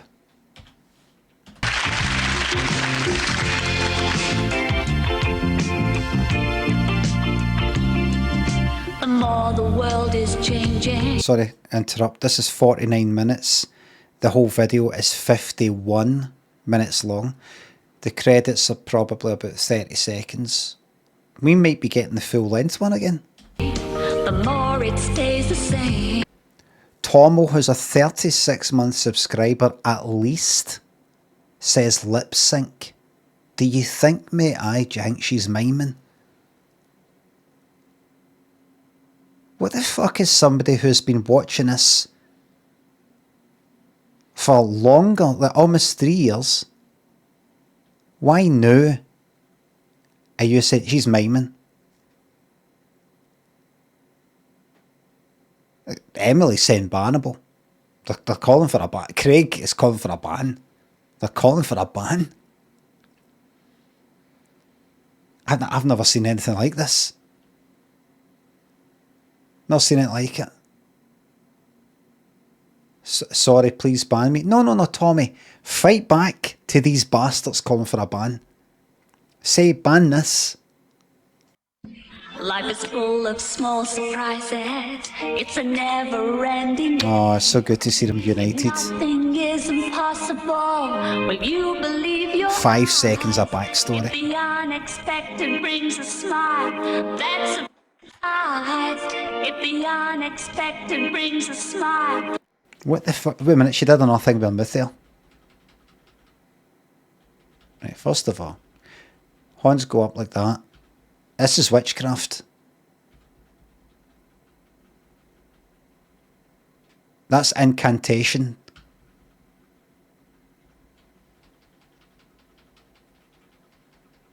Fucking hell. Will you believe your eyes?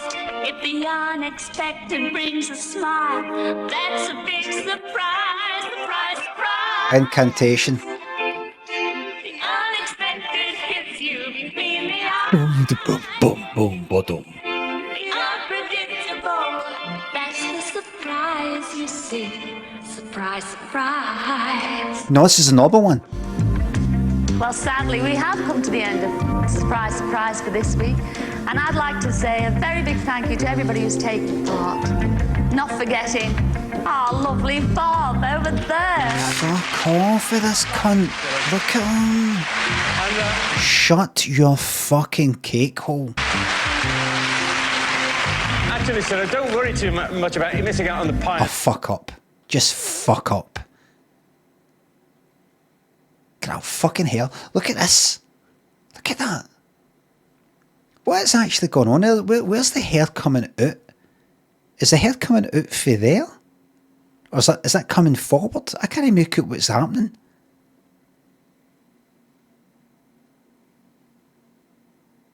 Mash. I know Les ate the lot, but Bobby Steele of the Steele Brothers has actually done a wonderful portrait of you here, which makes you good enough to eat. In fact, you can eat it. It's like a cake, it's confectionery, you can eat the lot. Isn't that lovely? That is absolutely smashing. I'm sorry, what? Portrait of you here. Bobby Steele of the Steele Brothers has actually done a wonderful portrait of you here, which makes you good enough to eat. In fact, you can eat it. It's like a cake, it's confectionery, you can eat the lot. Isn't that lovely? That is absolutely smashing.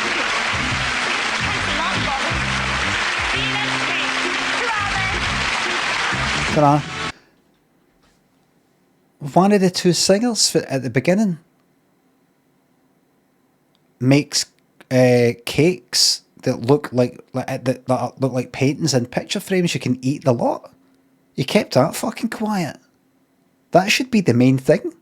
That should be the main fucking thing, not the singing thing. That should be the main thing of this whole fucking episode.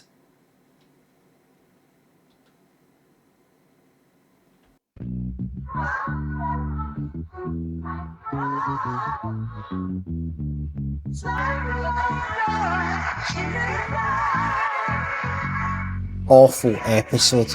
Awful. Dreadful.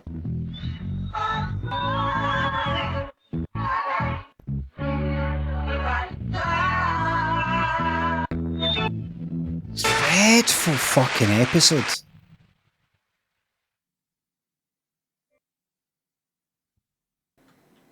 Dreadful. But we need to Microfall, thank you very much for gifting me 5 subs. We need to have a sense of scale though. I might say that was dreadful. But then what do we call the fucking, what do we call Series 9? What do we call Series 9? If that's dreadful, what do we call Series 9? Is there a word for that? So we need to be proportionate. Series 9 was fucking... To any you newcomers to this stream, Series 9 of Surprise Surprise, that was Series 3. Series 9, really, really bad. Really bad. Really, really, really bad. If you thought that was a lot of Bob, you should see series fucking 9. Add into that the fact that the Olympics were on, so they did this fucking school sports sort of thing, some fucking thing like a fucking school sports, what do you call it? Hall, gym. Right, oh, run that way and then run back that way and jump through a wee assault course. Fucking shite, and had to kept her score week after week. Tessa Sanderson, what was she? Decathlete or something like that. Who hasn't got that presenting knack. Presenting it, fucking shite. Wow, that was fantastic. I can't wait to see next week. Back to you, Cilla. For like every fucking episode. Every fucking one. And it wasn't just one thing. It wasn't just she appears at the beginning, then we don't see her again for the rest of the week. She popped up like 3 times per episode. Every episode for like 12 weeks. And Bob was then overtime. Bob was on it. Had almost as much screen time as fucking Cilla. And then see series 10 though, after that. Night and day. That was the one, that series name was the one they went like, ah, we need to do something. This has got fucking bad. Everybody, thank you very much for watching. Thanks to subs, the resubs, the bits and the tips. Mods, thank you very much for the modding. I hope you really enjoyed tonight's episode of Surprise. The morrow, that is, I'll be back on Saturday night. That is the night, or the morrow night. 9:30 PM. With another episode of Surprise. Or maybe something else. But we need to put that episode behind us. You don't just give up.